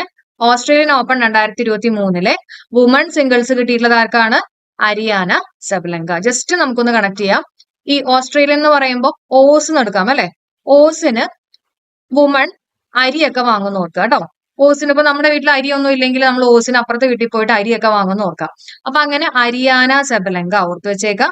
അരിയാന സെബലങ്കയ്ക്കാണ് എന്ത് കിട്ടിയിട്ടില്ല? ഓസ്ട്രേലിയൻ ഓപ്പൺ വുമൺ സിംഗിൾസ് കിട്ടിയിട്ടില്ല. മറക്കണ്ട, അരിയാന സെബലങ്ക. ഓക്കെ, മെൻ സിംഗിൾസ് ആർക്കാ കിട്ടിയിട്ടുള്ള? ഓസ്ട്രേലിയൻ ഓപ്പൺ കിട്ടിയിട്ടുള്ളത് നൊവാക് ജോക്കോവിച്ചിനാണ് അല്ലെ. നമ്മൾ പറഞ്ഞു ഓസ്ട്രേലിയൻ ഫ്രഞ്ച് ഓപ്പൺ ആണെങ്കിലും US ഓപ്പൺ ആണെങ്കിലും കിട്ടിയിട്ടുള്ളത് ആർക്കാണത്? അത് നൊവാക് ജോക്കോവിച്ചിനാണ്. 2023 3 നൊവാക് ജോക്കോവിച്ച്. ഇനി നമ്മൾ നൊവാക് ജോക്കോവിച്ച് ഏത് രാജ്യമാണ് അല്ലെ. ഏതാ? മിക്കവാറും ചോദിക്കാനുള്ള സാധ്യതയുണ്ട്. സെർബിയൻ ആണ് കേട്ടോ. ഏതാണ്? സെർബിയൻ ആണ്. ജസ്റ്റ് ഓർക്കുക, നോ സർ എന്ന് ഓർക്കാം അല്ലെ. പലർക്കും അറിയായിരിക്കും, ഇനി അറിയാത്ത ആരെങ്കിലും ഉണ്ടെങ്കിൽ ജസ്റ്റ് ഒന്ന് കണക്ട് ചെയ്ത് വെക്കാം. നോ സർ കേട്ടോ, നോ സർ. അപ്പൊ സെർബിയൻ, നൊവാക് ജോക്കോവിച്ച് സെർബിയൻ ആണ്. അതേപോലെ തന്നെ അരിയാന സെബലങ്കയുടെ നേറ്റീവ് പ്ലേസ് ചോദിക്കുകയാണെങ്കിൽ എവിടെയാണ്? ബെലാറസ് ആണ്. എവിടെയാണ്? ബെലാറസ് കേട്ടോ, ബെലാറസ് ആണ്. അപ്പൊ അരിയൊക്കെ കഴിച്ചു കഴിഞ്ഞാൽ നമുക്ക് നല്ല ബലം വരുന്ന ഓർക്കാം അല്ലെ. ബലം വരുന്ന കണക്ട് ചെയ്യാം. അപ്പൊ ബെലാറസ് ആണ് അരിയാന സെബലങ്ക. എന്റെ ഒപ്പം തന്നെ പഠിച്ചു പോകണം കേട്ടോ. ഇതിന് നമുക്ക് എക്സ്ട്രാ സമയമൊന്നും വെക്കണ്ട. ഇനി നമുക്ക് അടുത്ത് നോക്കാം. അപ്പൊ ഓസ്ട്രേലിയൻ ഓപ്പൺ സെറ്റ് ആണല്ലോ. ഇനി അടുത്തത് ഫ്രഞ്ച് ഓപ്പൺ ആണ്. ഫ്രഞ്ച് ഓപ്പൺ 2023 നമ്മൾ നേരത്തെ പറഞ്ഞു AFU അല്ലെ. ഓസ്ട്രേലിയൻ ഓപ്പൺ നൊവാക് ജോക്കോവിച്ച്, ഫ്രഞ്ച് ഓപ്പൺ ആർക്ക് കിട്ടിയിട്ടില്ലേ? നൊവാക് ജോക്കോവിച്ചിനാണ് കിട്ടിയിട്ടുള്ളത്. അപ്പൊ അത് കിട്ടി അല്ലെ. ഇനി വുമൺ സിംഗിൾസ് കിട്ടിയിട്ടുള്ളത് ഇഗാ സ്വിയാടെക്കിനാണ് കിട്ടിയിട്ടുള്ളത്. വുമൺ സിംഗിൾസ് ആർക്കാണ് കിട്ടിയിട്ടുള്ളത്? ഇഗാ സ്വിയാടെക്കിനാണ് കിട്ടിയിട്ടുള്ളത്. ഓക്കെ, അപ്പൊ വുമൺ സിംഗിൾസ് എന്ന് പറയുമ്പോൾ ഫ്രഞ്ച് ഓപ്പൺ ആണ് കേട്ടോ, ഫ്രഞ്ച് ഓപ്പൺ ആണ്. അപ്പൊ ജസ്റ്റ് ഓർത്ത് വെക്കുക, ഈ ഫ്രഞ്ച് ഫ്രൈസ് നമുക്ക് കണക്ട് ചെയ്യാം കേട്ടോ. ഫ്രഞ്ച് ഓപ്പൺ എന്ന് പറയുമ്പോൾ ഫ്രഞ്ച് ഫ്രൈസ് കണക്ട് ചെയ്യാം. ഫ്രഞ്ച് ഫ്രൈസിന് നല്ല സ്വാദാണെന്ന് പറയാം അല്ലെ, സ്വാദ്. അപ്പൊ സ്വാദ് വെച്ചിട്ട് ഇഗാ സ്വിയാടെക്, കണ്ടോ, സ്വാദുമായിട്ടൊന്ന് കണക്ട് ചെയ്യാം കേട്ടോ. ഇഗാ സ്വിയാടെക്കിനാണ് കിട്ടിയിട്ടുള്ളത്. രാജ്യം ചോദിക്കുകയാണെങ്കിൽ പോളണ്ട് ആണ്. രാജ്യം ഏതാണ്? പോളണ്ട് ആണ്. സ്വിയാടെക് സ്വാദ്, നല്ല സ്വാദാണ് ഫ്രഞ്ച് ഫ്രൈസ്. അതേപോലെ തന്നെ നല്ല പൊളി ടേസ്റ്റ് ആണെന്നൊക്കെ ഓർക്കാം അല്ലെ, പൊളിയാണ്, നല്ല പൊളി ടേസ്റ്റ് ആണെന്നൊക്കെ ഓർക്കാം. അപ്പൊ പോളണ്ട് കാര്യമാണെന്നുള്ള കാര്യം ഓർത്ത് വെച്ചേക്കാം. അപ്പൊ 2023 ഫ്രഞ്ച് ഓപ്പൺ വുമൺ സിംഗിൾസ് കിട്ടിയിട്ടുള്ള ആർക്കാണ്? അത് ഇഗാ സ്വിയാടെക്കിനാണെന്നുള്ളത് ഓർത്ത് വെക്കുക. രാജ്യം ഏതാണ്? പോളണ്ട് ആണ്. മെൻ സിംഗിൾസ് ഞാൻ പറയേണ്ട ആവശ്യമില്ലല്ലോ, നിങ്ങൾക്ക് അറിയാലോ, നൊവാക് ജോക്കോവിച്ചിനാണ്, സെർബിയൻ താരമാണെന്നൊക്കെ നമ്മൾ പഠിച്ചു അല്ലെ. ഇനി നമുക്ക് അടുത്ത് നോക്കാം. അടുത്തത് വിംബിൾഡൺ ആണ്. 2023 വിംബിൾഡൺ പുരസ്കാരം കിട്ടിയിട്ടുള്ളത്, അതിൽ മെൻ സിംഗിൾസ് പഠിച്ചു വെക്കണം കേട്ടോ. ആർക്കാണ് കിട്ടിയിട്ടുള്ളത്? അൽക്കാരസ് ഗാർഫിയ. ആർക്കാണ്? അൽക്കാരസ് ഗാർഫിയ. വുമൺ സിംഗിൾസ് ആർക്കാണ് കിട്ടിയിട്ടുള്ളത്? എം വോൺഡ്രസോവ. ആർക്കാണ്? എം വോൺഡ്രസോവ. അപ്പൊ നമ്മൾ നേരത്തെ പറഞ്ഞു AFU ഓർക്കാൻ പറഞ്ഞു അല്ലെ. Australian open, French open, US open ആണ് നൊവാക് ജോക്കോവിച്ചിന് കിട്ടിയിട്ടുള്ളത്. അതേസമയം വിംബിൾഡൺ കിട്ടിയിട്ടുള്ളത് ആർക്കാണ്? അൽക്കാരസ് ഗാർഫിയ അല്ലെ, അൽക്കാരസ് ഗാർഫിയ. അപ്പൊ നമുക്ക് ജസ്റ്റ് ഒന്ന് ആലോചിക്കാം. അതായത് ഈ വിം ഉണ്ടല്ലോ, ഈ വിമ്മ് പൊടി എടുത്തിട്ട് നമ്മൾ അലക്കാൻ പോയി നോക്കുക കേട്ടോ. അലക്കാൻ യൂസ് ചെയ്ത് എന്താണ്? വിമ്മാണ് യൂസ് ചെയ്തെന്നുള്ളത് ജസ്റ്റ് ഒന്ന് കണക്ട് ചെയ്യാം. അൽക്കാരസ്, വിമ്മ് വെച്ചിട്ട് അലക്കി നോക്കുക. അൽക്കാരസ് ഗാർഫിയ. രാജ്യം ചോദിക്കുകയാണെങ്കിൽ സ്പാനിഷ് ആണ് കേട്ടോ. രാജ്യം ഏതാണ്? സ്പാനിഷ് ആണ്. അപ്പൊ അലക്കാനൊക്കെ പോകുമ്പോൾ ചിലപ്പോൾ നമ്മുടെ കയ്യിൽ ഒരു പാൻ ഒക്കെ ഉണ്ടാവും നോക്കാം അല്ലെ, ഒരു പാൻ ഒക്കെ ഉണ്ടാവും നോക്കാം. സ്പാനിഷ് ആണ് അൽക്കാരസ് ഗാർഫിയയുടെ രാജ്യം എന്നുള്ള കാര്യം ഓർത്തു വെക്കാം. അതേപോലെ തന്നെ വുമൺ സിംഗിൾസ് ചോദിക്കുകയാണെങ്കിൽ എം വോൺഡ്രസോവയാണ് കേട്ടോ. വുമൺ സിംഗിൾസ് ആർക്കാണ് കിട്ടിയിട്ടുള്ളത്? എം വോൺഡ്രസോവയ്ക്കാണ് കിട്ടിയിട്ടുള്ളത്. ചെക്ക് റിപ്പബ്ലിക്കൻ താരമാണ് എം വോൺഡ്രസോവ. ഓക്കെ, ജസ്റ്റ് നമുക്കൊന്ന് ആലോചിക്കാം. അതായത് വിമ്മ് വെച്ചിട്ട് അലക്കി എന്ന് പറഞ്ഞു അല്ലെ, അലക്കി കഴിയുമ്പോൾ അതിനകത്തുള്ള പ്രോട്ടോസോവ ഒക്കെ പോയി നോക്കുക കേട്ടോ. പ്രോട്ടോസോവ, അതേപോലെ തന്നെ വോൺഡ്രസോവ. നമുക്ക് ജസ്റ്റ് എക്സാമിന് ഓർക്കാൻ വേണ്ടിയിട്ട് പറയുന്ന ചെറിയ ചെറിയ കണക്ഷൻസ് ആണ് കേട്ടോ. അപ്പൊ എല്ലാവരും ആ ഒരു സ്പിരിറ്റിൽ തന്നെ കാണാൻ ശ്രമിക്കുക. അപ്പോ വിംബിൾഡൺ 2023 കിട്ടിയിട്ടുള്ളത്, മെൻ സിംഗിൾസ് കിട്ടിയിട്ടുള്ളത് വിമ്മ് വെച്ചിട്ട് അലക്കിയാൽ, അപ്പൊ അൽക്കാരസ് ഗാർഫിയ സ്പാനിഷുകാരനാണ്. അതേപോലെ തന്നെ വുമൺ സിംഗിൾസ് കിട്ടിയിട്ടുള്ളത് എം വോൺഡ്രസോവയ്ക്കാണ് കിട്ടിയിട്ടുള്ളത്. പ്രോട്ടോസോവ എന്നുള്ള രീതിയിൽ കേട്ടോ. ഏതാരാണ്? ചെക്ക് റിപ്പബ്ലിക്കൻ താരമാണെന്നുള്ള കാര്യം കൂടെ കൊടുത്തു വെച്ചേക്കുക. ഓക്കെ, ഇനി അടുത്തത് US ഓപ്പൺ 2023 കിട്ടിയിട്ടുള്ളത് നിങ്ങൾക്ക് അറിയായിരിക്കും. നമ്മൾ നേരത്തെ AFU അല്ലെ, ആ യുവിനകത്ത് US ഓപ്പൺ ആണ് ഉദ്ദേശിക്കുന്നത്. അപ്പൊ മെൻ സിംഗിൾസ് കിട്ടിയിട്ടുള്ളത് ആർക്കായിരിക്കും? നൊവാക് ജോക്കോവിച്ചിനാണ് കിട്ടിയിട്ടുള്ളത്. വുമൺ സിംഗിൾസ് കിട്ടിയിട്ടുള്ളത് ആർക്കാ? കോക്കോ ഗൌഫിനാണ് കിട്ടിയിട്ടുള്ളത് കേട്ടോ. US ആണ്, രാജ്യം US ആണ്. അപ്പൊ വുമൺ സിംഗിൾസ് കിട്ടിയിട്ടുള്ളത് കോക്കോ ഗൌഫിനാണെന്നുള്ളത് ഓർക്കുക. അപ്പൊ ജസ്റ്റ് ആലോചിക്കാം, US എന്ന് പറയുമ്പോൾ അസ് എന്ന് ആലോചിക്കാം അല്ലെ. നമുക്ക് ഇംഗ്ലീഷിൽ നമുക്ക് എന്ന് പറയില്ല, അസ്. അപ്പൊ നമുക്ക് എല്ലാവർക്കും ഈ കൊക്കോ ഇഷ്ടമാണെന്ന് ഓർക്കാം കേട്ടോ. ചോക്ലേറ്റിന്റെ കൊക്കോ ഇല്ലേ, അത് ഇഷ്ടമാണെന്ന് ഓർക്കാം. അപ്പൊ US ഓപ്പൺ 2023 കിട്ടിയിട്ടുള്ളത് ആർക്കാണ്? കോക്കോ ഗൌഫിനാണ് കിട്ടിയിട്ടുള്ളത്. രാജ്യം US ആണ്. നൊവാക് ജോക്കോവിച്ച് നോ സർ അല്ലെ. അപ്പൊ സെർബിയൻ താരമാണ് നൊവാക് ജോക്കോവിച്ച്. ഇപ്പൊ പഠിച്ചല്ലോ, നമ്മൾ ഗ്രാൻഡ് സ്ലാം അവാർഡ്സ് പഠിച്ചില്ലേ? 2023 ഗ്രാൻഡ് സ്ലാം അവാർഡ്സ് ആണ് നമ്മളിപ്പോ ഡിസ്കസ് ചെയ്തത്. വളരെ സിമ്പിൾ ആയിട്ട് തന്നെ നമ്മൾ പഠിച്ചു. 2023 ഗ്രാൻഡ് സ്ലാം അവാർഡ്സ് ആ 3 വെച്ചിട്ട് 3 നൊവാക് ജോക്കോവിച്ചിനാണ് കിട്ടിയിട്ടുള്ളത്. ഏതൊക്കെയാണ്? AFU എന്ന് ഓർക്കുക, Australian open, French open, US open. അപ്പൊ രാജ്യം ചോദിക്കുകയാണെങ്കിൽ നോ സർ, സെർബിയൻ താരം. പിന്നെ ഓസ്ട്രേലിയൻ ഓപ്പൺ വുമൺ സിംഗിൾസ് ചോദിക്കുകയാണെങ്കിൽ ഓസിന് അരി വാങ്ങിച്ചു അല്ലെ. അപ്പൊ അരിയാന സെബലങ്ക. രാജ്യം ചോദിക്കുകയാണെങ്കിൽ ബെലാറസ് ആണ്, നല്ല ബലം വന്നു എന്നൊക്കെ ഓർക്കുക. അതേപോലെ തന്നെ ഫ്രഞ്ച് ഓപ്പൺ എന്ന് പറയുമ്പോൾ വുമൺ സിംഗിൾസ് ചോദിക്കുമ്പോൾ ആരാണ്?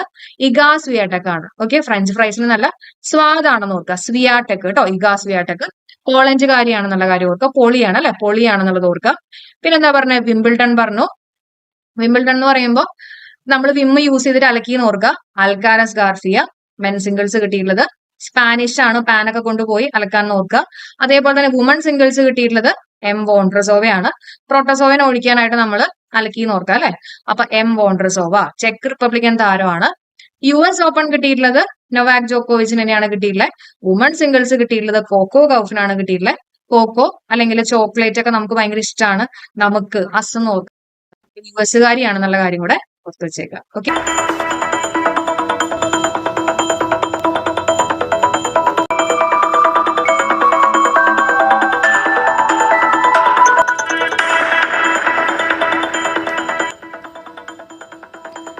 പുതിയ പാർലമെൻറ്റ് മന്ദിരം അറിയപ്പെടുന്നത് പാർലമെൻറ്റ് ഹൗസ് ഓഫ് ഇന്ത്യ അല്ലെങ്കിൽ സൻസദ് ഭവൻ എന്നാണ് കേട്ടോ.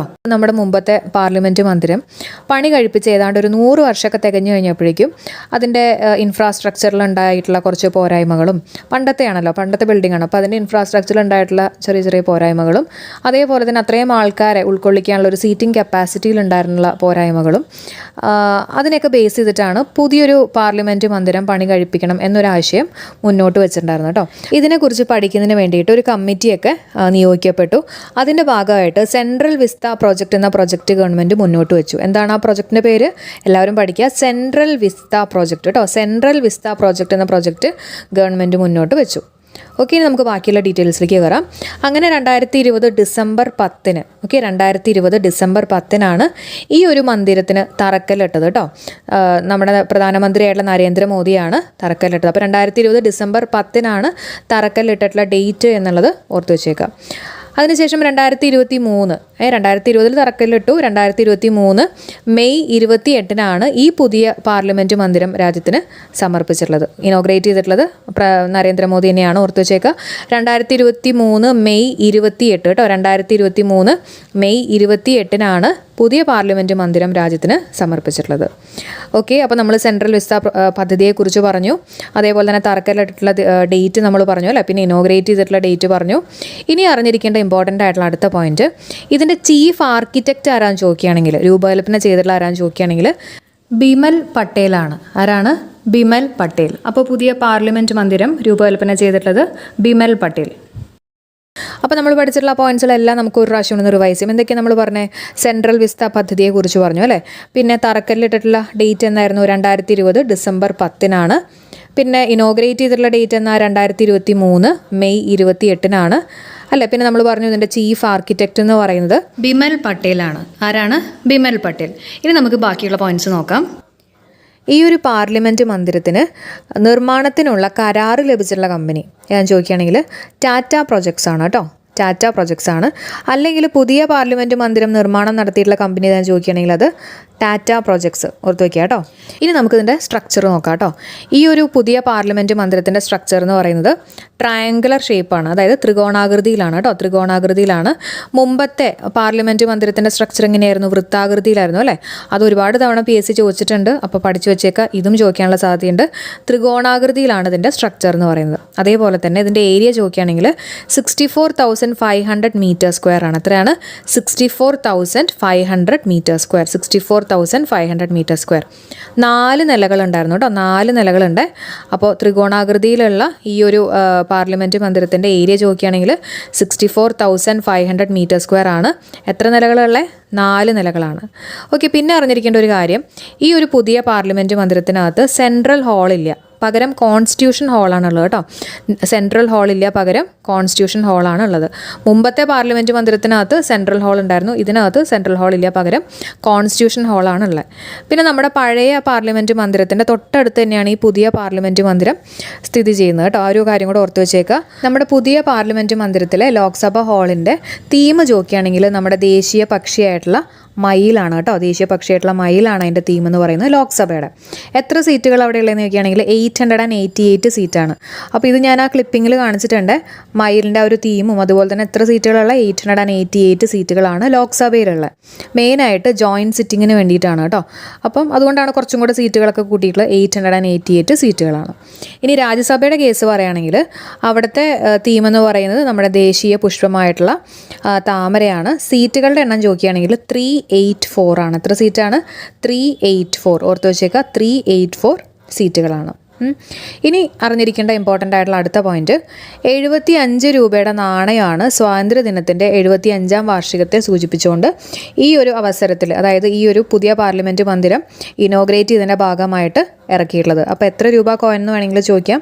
75 രൂപയുടെ കോയിനാണ് കേട്ടോ. 75 രൂപയുടെ കോയിന് വൃത്താകൃതിയിലുള്ള നാണയമാണെന്നും കൂടെ ഓർത്ത് വെച്ചേക്കാം. ഓക്കെ, അപ്പോൾ നമ്മൾ പഠിച്ചിട്ടുള്ള കാര്യങ്ങൾ ഒന്നും കൂടെ ഒന്ന് വേഗം റിവൈസ് ചെയ്യാം. എല്ലാവരും എൻ്റെ ഒപ്പം തന്നെ ഒന്ന് റിക്കളക്ട് ചെയ്യാം കേട്ടോ. നമ്മുടെ പുതിയ പാർലമെൻറ്റ് മന്ദിരത്തിൻ്റെ ആ ഒരു പ്രൊജക്റ്റിൻ്റെ പേര് എന്തായിരുന്നു? സെൻട്രൽ വിസ്ത പ്രോജക്റ്റ് അല്ലേ. പിന്നെ തറക്കല്ലിട്ടിട്ടുള്ള ഡേറ്റ് എന്നായിരുന്നു? ഡേറ്റ് ഓർമ്മയുണ്ടോ? ആ കല്ലിടുന്ന പോലെ 0 പോലെ ഓർക്കുക. 2010 10-നകത്തുള്ള 0യും December 10 അല്ലേ. പിന്നെ ഇനോഗ്രേറ്റ് ചെയ്തിട്ടുള്ള ഡേറ്റ് എന്നായിരുന്നു? 2023 May 28 നമ്മൾ പറഞ്ഞു. തറക്കല്ലിട്ടതും ഇനോഗ്രേറ്റ് ചെയ്തതൊക്കെ നമ്മുടെ പ്രധാനമന്ത്രിയായിട്ടുള്ള നരേന്ദ്രമോദിയാണെന്ന് പറഞ്ഞു. പിന്നെ ചീഫ് ആർക്കിടെക്റ്റ് ആരായിരുന്നു? ഈ ഒരു പാർലമെൻറ്റ് മന്ദിരത്തിൻ്റെ രൂപകൽപ്പന ചെയ്തിട്ടുള്ള ആരായിരുന്നു? ബീമൽ പട്ടേലാന്ന് നമ്മൾ പറഞ്ഞു അല്ലേ. ബീമൽ പട്ടേലാണ്. അതേപോലെ തന്നെ പാർലമെൻറ്റ് നിർമ്മാണത്തിനുള്ള കരാറ് ലഭിച്ചിട്ടുള്ള കമ്പനി ചോദിക്കുകയാണെങ്കിൽ അത് ടാറ്റ പ്രൊജക്ട്സ് ആണെന്നുള്ള കാര്യവും നമ്മൾ പറഞ്ഞു. ഓക്കെ, ഇത്രയും ഓക്കെയാണല്ലോ. പിന്നെ എന്തൊക്കെയാണ് പറഞ്ഞത്? ഇതിൻ്റെ സ്ട്രക്ചറിനെ കുറിച്ച് പറയുകയാണെങ്കിൽ ട്രയാങ്കുലർ സ്ട്രക്ചറാണ് അല്ലേ, ത്രികോണാകൃതിയിലാണ്. പിന്നെ ഏരിയ എത്രയായിരുന്നു? 64,500 മീറ്റർ സ്ക്വയർ ആണ്. എത്ര നിലകളുണ്ട്? 4 നിലകളുണ്ട്. Central ഹാളില്ല, constitution ഹാളുണ്ട്. പിന്നെ ലോക്സഭയുടെ തീം ചോദിക്കുകയാണെങ്കിൽ പീക്കോക്കാണ്. എത്ര സീറ്റുകളുള്ള? 888 സീറ്റ്. രാജ്യസഭയുടെ തീം ചോദിക്കുകയാണെങ്കിൽ ലോട്ടസ് ആണ്. എത്ര സീറ്റാണ്? 384 സീറ്റ്. അതേപോലെ തന്നെ 75 രൂപയുടെ നാണയമാണ് ഈ ഒരു ഇനോഗ്രേഷനുമായിട്ട് ബന്ധപ്പെട്ട് അല്ലെങ്കിൽ നമ്മുടെ 75ാമത്തെ സ്വാതന്ത്ര്യത്തിൻ്റെ വർഷം സൂചിപ്പിച്ച് പുറത്തിറക്കിയിട്ടുള്ളത്. ഓക്കെ, അതും കൂടെ ഓർത്ത് വെച്ചേക്കുക. 75 രൂപയുടെ നാണയമാണ് കേട്ടോ. ഓക്കെ, ഇനി നമ്മുടെ മുമ്പത്തെ പാർലമെൻറ്റ് മന്ദിരത്തെക്കുറിച്ച് നമുക്ക് ജസ്റ്റ് ഒന്ന് നോക്കാം. ഇനി പഴയ പാർലമെൻറ്റ് മന്ദിരത്തെക്കുറിച്ച് പറയുകയാണെങ്കിൽ തറക്കല്ലിട്ടിട്ടുള്ള ദിവസം ജസ്റ്റ് ഒന്ന് കേട്ടുപോകുക. 1921 ഫെബ്രുവരി 12 ഇനോഗ്രേറ്റ് ചെയ്തിട്ടുള്ളത് 1927 ജാനുവരി 18. തറക്കല്ലിട്ടിട്ടുള്ളത് 1921 ഫെബ്രുവരി 12, ഇനോഗ്രേറ്റ് ചെയ്തിട്ടുള്ളത് 1927 ജാനുവരി 18 അല്ലേ. അതേപോലെ തന്നെ ഇതിൻ്റെ ആർക്കിടെക്റ്റ് ആരൊക്കെയാണെന്ന് ചോദിക്കുകയാണെങ്കിൽ എഡ്വിൻ ലൂട്ടൻസും ഹെർബർട്ട് ബേക്കറുമാണ് അല്ലേ. എഡ്വിൻ ലൂട്ടൻസും ഹെർബർട്ട് ബേക്കറാണ്. ആ ഒരു സമയത്ത് പുറത്തിറക്കിയിട്ടുള്ള കറൻസി ചോദിക്കുകയാണെങ്കിൽ 50 രൂപയുടെ കറൻസി ആയിരുന്നു. 50 രൂപയുടെ കറൻസി ആയിരുന്നു. വൃത്താകൃതിയിലുള്ള 50 രൂപയുടെ കറൻസി ആയിരുന്നു. ഓക്കെ, ഭിന്നശേഷിക്കാരായ അമ്മമാർക്ക് പ്രസവാനന്തരം കുഞ്ഞിനെ പരിപാലിക്കുന്നതിനും അടിസ്ഥാന സൗകര്യങ്ങൾ ഒരുക്കുന്നതിനും വേണ്ടിയിട്ട് കേരള സർക്കാർ സാമൂഹ്യ നീതി വകുപ്പ് ആവിഷ്കരിച്ചിട്ടുള്ള പദ്ധതി ഏതാണ്? ആ പദ്ധതി അത് മാതൃജ്യോതി അല്ലെ. മാതൃജ്യോതി എന്നുള്ളതാണ് കേട്ടോ. അപ്പൊ എന്താണ് മാതൃജ്യോതി പദ്ധതി? അമ്മമാർക്ക് പ്രസവാനന്തരം കുഞ്ഞിനെ പരിപാലിക്കുന്നതിനും അടിസ്ഥാന സൗകര്യങ്ങൾ ഒരുക്കുന്നതിനും വേണ്ടിയിട്ടുള്ള ഒരു പദ്ധതിയാണ് അല്ലെ. ആരുടെയാണ്? കേരള സർക്കാർ സാമൂഹ്യ നീതി വകുപ്പിന്റെ കീഴിൽ വരുന്ന ഒരു പദ്ധതിയാണ് മാതൃജ്യോതി എന്ന് പറഞ്ഞിട്ടുള്ള പദ്ധതി. അപ്പൊ അവിടെ തന്നെ നമുക്ക് ഈ അമ്മ അല്ലെ, മാതൃ എന്ന് പറയുമ്പോൾ തന്നെ നമുക്ക് അമ്മമാരുമായിട്ടൊന്ന് കണക്ട് ചെയ്യാലോ. ഇനി അതേപോലെ തന്നെ ഇവിടെ ഓപ്ഷനിൽ നോക്കുകയാണെങ്കിൽ എന്ന് പറഞ്ഞ് കാണാനുണ്ട് അല്ലെ. മാതൃയാനം. അപ്പൊ മാതൃ എന്ന് പറഞ്ഞാൽ അമ്മ തന്നെയാണ്. യാനം എന്ന് പറഞ്ഞാൽ യാത്രയാണ് അല്ലെ. അപ്പൊ മാതൃയാനം പദ്ധതി എന്ന് പറഞ്ഞാൽ എന്താ? പ്രസവാനന്തരം അമ്മയ്ക്കും കുഞ്ഞിനും സൗജന്യമായിട്ട് വീട്ടിലേക്ക് യാത്ര സൗകര്യം ഒരുക്കുന്ന ഒരു പദ്ധതിയാണ് മാതൃയാനം. അമ്മയ്ക്കും കുഞ്ഞിനും യാനം അല്ലെ. അപ്പൊ യാത്ര ഒരുക്കുന്ന ഒരു കേരള സർക്കാർ പദ്ധതിയാണ് മാതൃയാനം എന്ന് പറഞ്ഞിട്ടുള്ള പദ്ധതി. ആയുർദളം. നമുക്ക് എന്താണ് അടുത്ത ഓപ്ഷൻ എന്നുള്ളത് നോക്കാം. ആയുർദളം. എയ്ഡ്സ് ബോധവൽക്കരണത്തിന് വേണ്ടിയിട്ടുള്ള പദ്ധതിയാണ് ആയുർദളം എന്ന് പറഞ്ഞിട്ടുള്ള പദ്ധതി. എയ്ഡ്സ് ബോധവൽക്കരണത്തിന് വേണ്ടിയിട്ടുള്ള പദ്ധതിയാണ് ആയുർദളം അല്ലെ. ആയുർവേദവുമായിട്ട് ബന്ധമുണ്ടോ എന്നൊക്കെ ചിലപ്പോൾ തോന്നാം കേട്ടോ. കറക്റ്റ് ആയിട്ട് പഠിച്ചു പോവാ. ആയുർദളം എന്ന് പറയുമ്പോൾ എയ്ഡ്സ് ആണ്. എയ്ഡ്സ് ബോധവൽക്കരണത്തിന് വേണ്ടിയിട്ടുള്ള പദ്ധതിയാണ്. അപ്പൊ എയ്ഡ്സ് എന്ന് പറയുന്നത് നമ്മുടെ ആയുസ്സിന് ഒരു ഭീഷണിയാണെന്നൊക്കെ ജസ്റ്റ് ഓർത്ത് വെക്കാം. ആയുസ് എന്ന് പറയുന്ന പോലെ ആയുർദളം എന്നുള്ളത് കറക്റ്റ് ആയിട്ട് പഠിച്ചു പോവാ കേട്ടോ. ഇനി അടുത്ത പദ്ധതിയാണ് അശ്വമേധം. നമ്മുടെ ഓപ്ഷനിൽ കൊടുത്തിട്ടുണ്ടായിരുന്നതാണ് അശ്വമേധം അല്ലെ. കേരള സാമൂഹ്യ സുരക്ഷാ മിഷന്റെ നേതൃത്വത്തിൽ കുഷ്ഠരോഗം ബാധിച്ചവർക്കായിട്ടുള്ള ഗൃഹസന്ദർശന രോഗനിർണയ പദ്ധതിയാണ് അശ്വമേധം എന്ന് പറഞ്ഞിട്ടുള്ള പദ്ധതി. അത് കുഷ്ഠരോഗവുമായിട്ട് ബന്ധപ്പെട്ടിട്ടുള്ള ഒരു പദ്ധതിയാണ്. കറക്റ്റ് ആയിട്ട് പഠിച്ചു പോവുക. അശ്വമേധം കേട്ടോ. ഇനി അടുത്തത് മാനസിക രോഗ വിമുക്തരായവരുടെ പുനരധിവാസത്തിനായിട്ടുള്ള സർക്കാരിന്റെ പുനരധിവാസ പദ്ധതിയുടെ പേരാണ് ചോദിച്ചിട്ടുള്ളത്. അതിന്റെ പേര് സ്നേഹക്കൂട് അല്ലെ. സ്നേഹക്കൂട്. അപ്പൊ എന്താ സ്നേഹക്കൂട് എന്ന് പറഞ്ഞാല് മാനസിക രോഗ വിമുക്തമായവരുടെ പുനരധിവാസത്തിനായിട്ടുള്ള അല്ലെ. അപ്പൊ മാനസിക രോഗമൊക്കെ വന്നിട്ട് വിമുക്തമായി കഴിഞ്ഞാലും ചില ആൾക്കാർ ചിലപ്പോൾ വീട്ടിൽ കയറ്റണം എന്നില്ല അല്ലെ. അപ്പൊ അങ്ങനെയുള്ള ആൾക്കാർക്ക് വേണ്ടിയിട്ടുള്ള ഒരു പുനരധിവാസ പദ്ധതിയാണ് ഈ പറഞ്ഞിട്ടുള്ള സ്നേഹക്കൂട്. അപ്പൊ നമ്മൾ അവരെ സ്നേഹിച്ച് അവർക്കൊരു കൂട് കൊടുത്തു എന്നുള്ള രീതിയിൽ ഓർത്തു വയ്ക്കാം. സ്നേഹക്കൂട് കേട്ടോ. സ്നേഹക്കൂട്. കാരണം ഇവിടെ നമുക്ക് അതല്ലാണ്ട് കുറെ കൂടുകൾ വരുന്നുണ്ടല്ലോ ഓപ്ഷനിൽ. ഇനി നമുക്ക് ഓരോ ഓപ്ഷനിലും ഓരോ നോക്കാം. കുരുവിക്കൊരു കൂട്. ആ പേര് പറയുന്ന പോലെ തന്നെ കുരുവികളെയൊക്കെ സംരക്ഷിക്കുന്നതിന് വേണ്ടിയിട്ടുള്ളതാണ് അല്ലെ. അപ്പൊ കുരുവിക്കൊരു കൂട് വംശനാശം കൊണ്ടിരിക്കുന്ന അങ്ങാടി കുരുവികളെ സംരക്ഷിക്കുന്നതിനായിട്ടുള്ള ഒരു പദ്ധതിയാണ് കുരുവിക്കൊരു കൂട് എന്ന് പറഞ്ഞിട്ടുള്ള പദ്ധതി. പിന്നെ അടുത്ത പദ്ധതി നോക്കി ആലില. ആലില വൃക്ഷവുമായിട്ട് നമുക്ക് കണക്ട് ചെയ്യാം അല്ലെ. അപ്പൊ വൃക്ഷത്തൈകൾ നട്ടു വളർത്തുന്നതിന് വേണ്ടിയിട്ടുള്ള ഒരു പദ്ധതിയാണ് ആലില പദ്ധതി. ഇനി അടുത്തത് എന്റെ കൂട് പദ്ധതി. ഇതെല്ലാം നമ്മുടെ ഓപ്ഷനിൽ കൊടുത്തിട്ടുള്ളതാണ് കേട്ടോ. അപ്പൊ സ്നേഹക്കൂടും എന്റെ കൂടും തമ്മിൽ മാറിപ്പോവണ്ട. എന്റെ കൂട് എന്ന് പറഞ്ഞാല് നഗരങ്ങളിൽ എത്തുന്ന സ്ത്രീകൾക്കും കുട്ടികൾക്കും രാത്രികാലങ്ങളിലും സുരക്ഷിത അഭയം ഉറപ്പാക്കുന്ന പദ്ധതിയാണ് എന്റെ കൂട് എന്ന് പറഞ്ഞിട്ടുള്ള പദ്ധതി. മനസ്സിലാവുന്നുണ്ടല്ലോ? അപ്പൊ സ്നേഹക്കൂട് എന്ന് പറയുമ്പോൾ ഇങ്ങനെ അസുഖമുള്ള ആൾക്കാരെ അല്ലെങ്കിൽ മാനസിക രോഗ വിമുക്തമായവരുടെ പുനരധിവാസത്തിനായിട്ടുള്ള സർക്കാരിന്റെ പുനരധിവാസ പദ്ധതിയുടെ പേരാണ് സ്നേഹക്കൂട്. സ്നേഹിച്ച് നമ്മൾ അവർക്കൊരു കൂട് കൊടുക്കണം എന്നുള്ള രീതിയിൽ ഓർക്കാം. മറ്റത് സ്ത്രീകൾക്കും കുട്ടികൾക്കും രാത്രികാലങ്ങളിൽ സുരക്ഷിത അഭയം ഉറപ്പാക്കുന്ന പദ്ധതിയാണ് എന്റെ കൂട് കേട്ടോ. അപ്പൊ നോക്കിയാണല്ലോ. ഇനി അടുത്ത് നോക്കാം. റോഡ് അപകടങ്ങൾ കുറയ്ക്കാനും ഗതാഗത നിയമലംഘനം തടയാനും സംസ്ഥാനത്തെ മോട്ടോർ വാഹന വകുപ്പ് AI അധിഷ്ഠിത ക്യാമറകൾ സ്ഥാപിച്ചിട്ടുള്ള പദ്ധതിയാണ് സേഫ് കേരള എന്ന് പറഞ്ഞിട്ടുള്ള പദ്ധതി അല്ലെ. അപ്പൊ അപകടങ്ങൾ കുറയ്ക്കാനും എന്ന് കേൾക്കുമ്പോൾ തന്നെ നമുക്കറിയാം നമ്മളെ സേഫ് ആക്കാൻ വേണ്ടിയിട്ടാണ് അല്ലെ. അപ്പൊ സേഫ് കേരള, ഗതാഗത നിയമലംഘനം തടയാനും ഒക്കെ വേണ്ടിയിട്ടുള്ള AI അധിഷ്ഠിത ക്യാമറകൾ സ്ഥാപിച്ചിട്ടുള്ള പദ്ധതിയാണ് സേഫ് കേരള. ഓക്കെ, ഇനി ഇവിടെ തന്നെ നമുക്ക് അതിന്റെ കുറച്ച് ഓപ്ഷൻസും കൂടെ നോക്കാം. ഇനി ഇവിടെ തന്നെ നമുക്ക് നോക്കിക്കഴിഞ്ഞാൽ അറിയാം, ഇവിടെ ശൈലി ആപ്പ് എന്ന് പറഞ്ഞു കൊടുത്തിട്ടുണ്ട്. ആ പേര് പറയുന്ന പോലെ തന്നെ ജീവിതശൈലി രോഗനിർണയത്തിന് വേണ്ടിയിട്ടുള്ള ഒരു ആപ്പാണ് ഈ പറഞ്ഞ ശൈലി ആപ്പ്. ജീവിതശൈലി രോഗനിർണയത്തിനായിട്ടുള്ള ആരോഗ്യ വകുപ്പിന്റെ കീഴിലുള്ള ഒരു ആപ്പാണ് ശൈലി ആപ്പ് എന്ന് പറയുന്നത് കേട്ടോ. അല്ലെ, തുണ എന്ന് പറഞ്ഞാൽ എന്താ? ഈ ഒരു പദ്ധതി ജില്ലയിലെ ദാരിദ്ര്യ നിർമാർജന പ്രവർത്തനങ്ങൾക്ക് വേണ്ടിയിട്ടുള്ള ഒരു പദ്ധതിയാണ് തുണ. മെയിനായിട്ട് ദാരിദ്ര്യം നിർമാർജനം വേണ്ടിയിട്ടുള്ള ഒരു പദ്ധതി കേട്ടോ.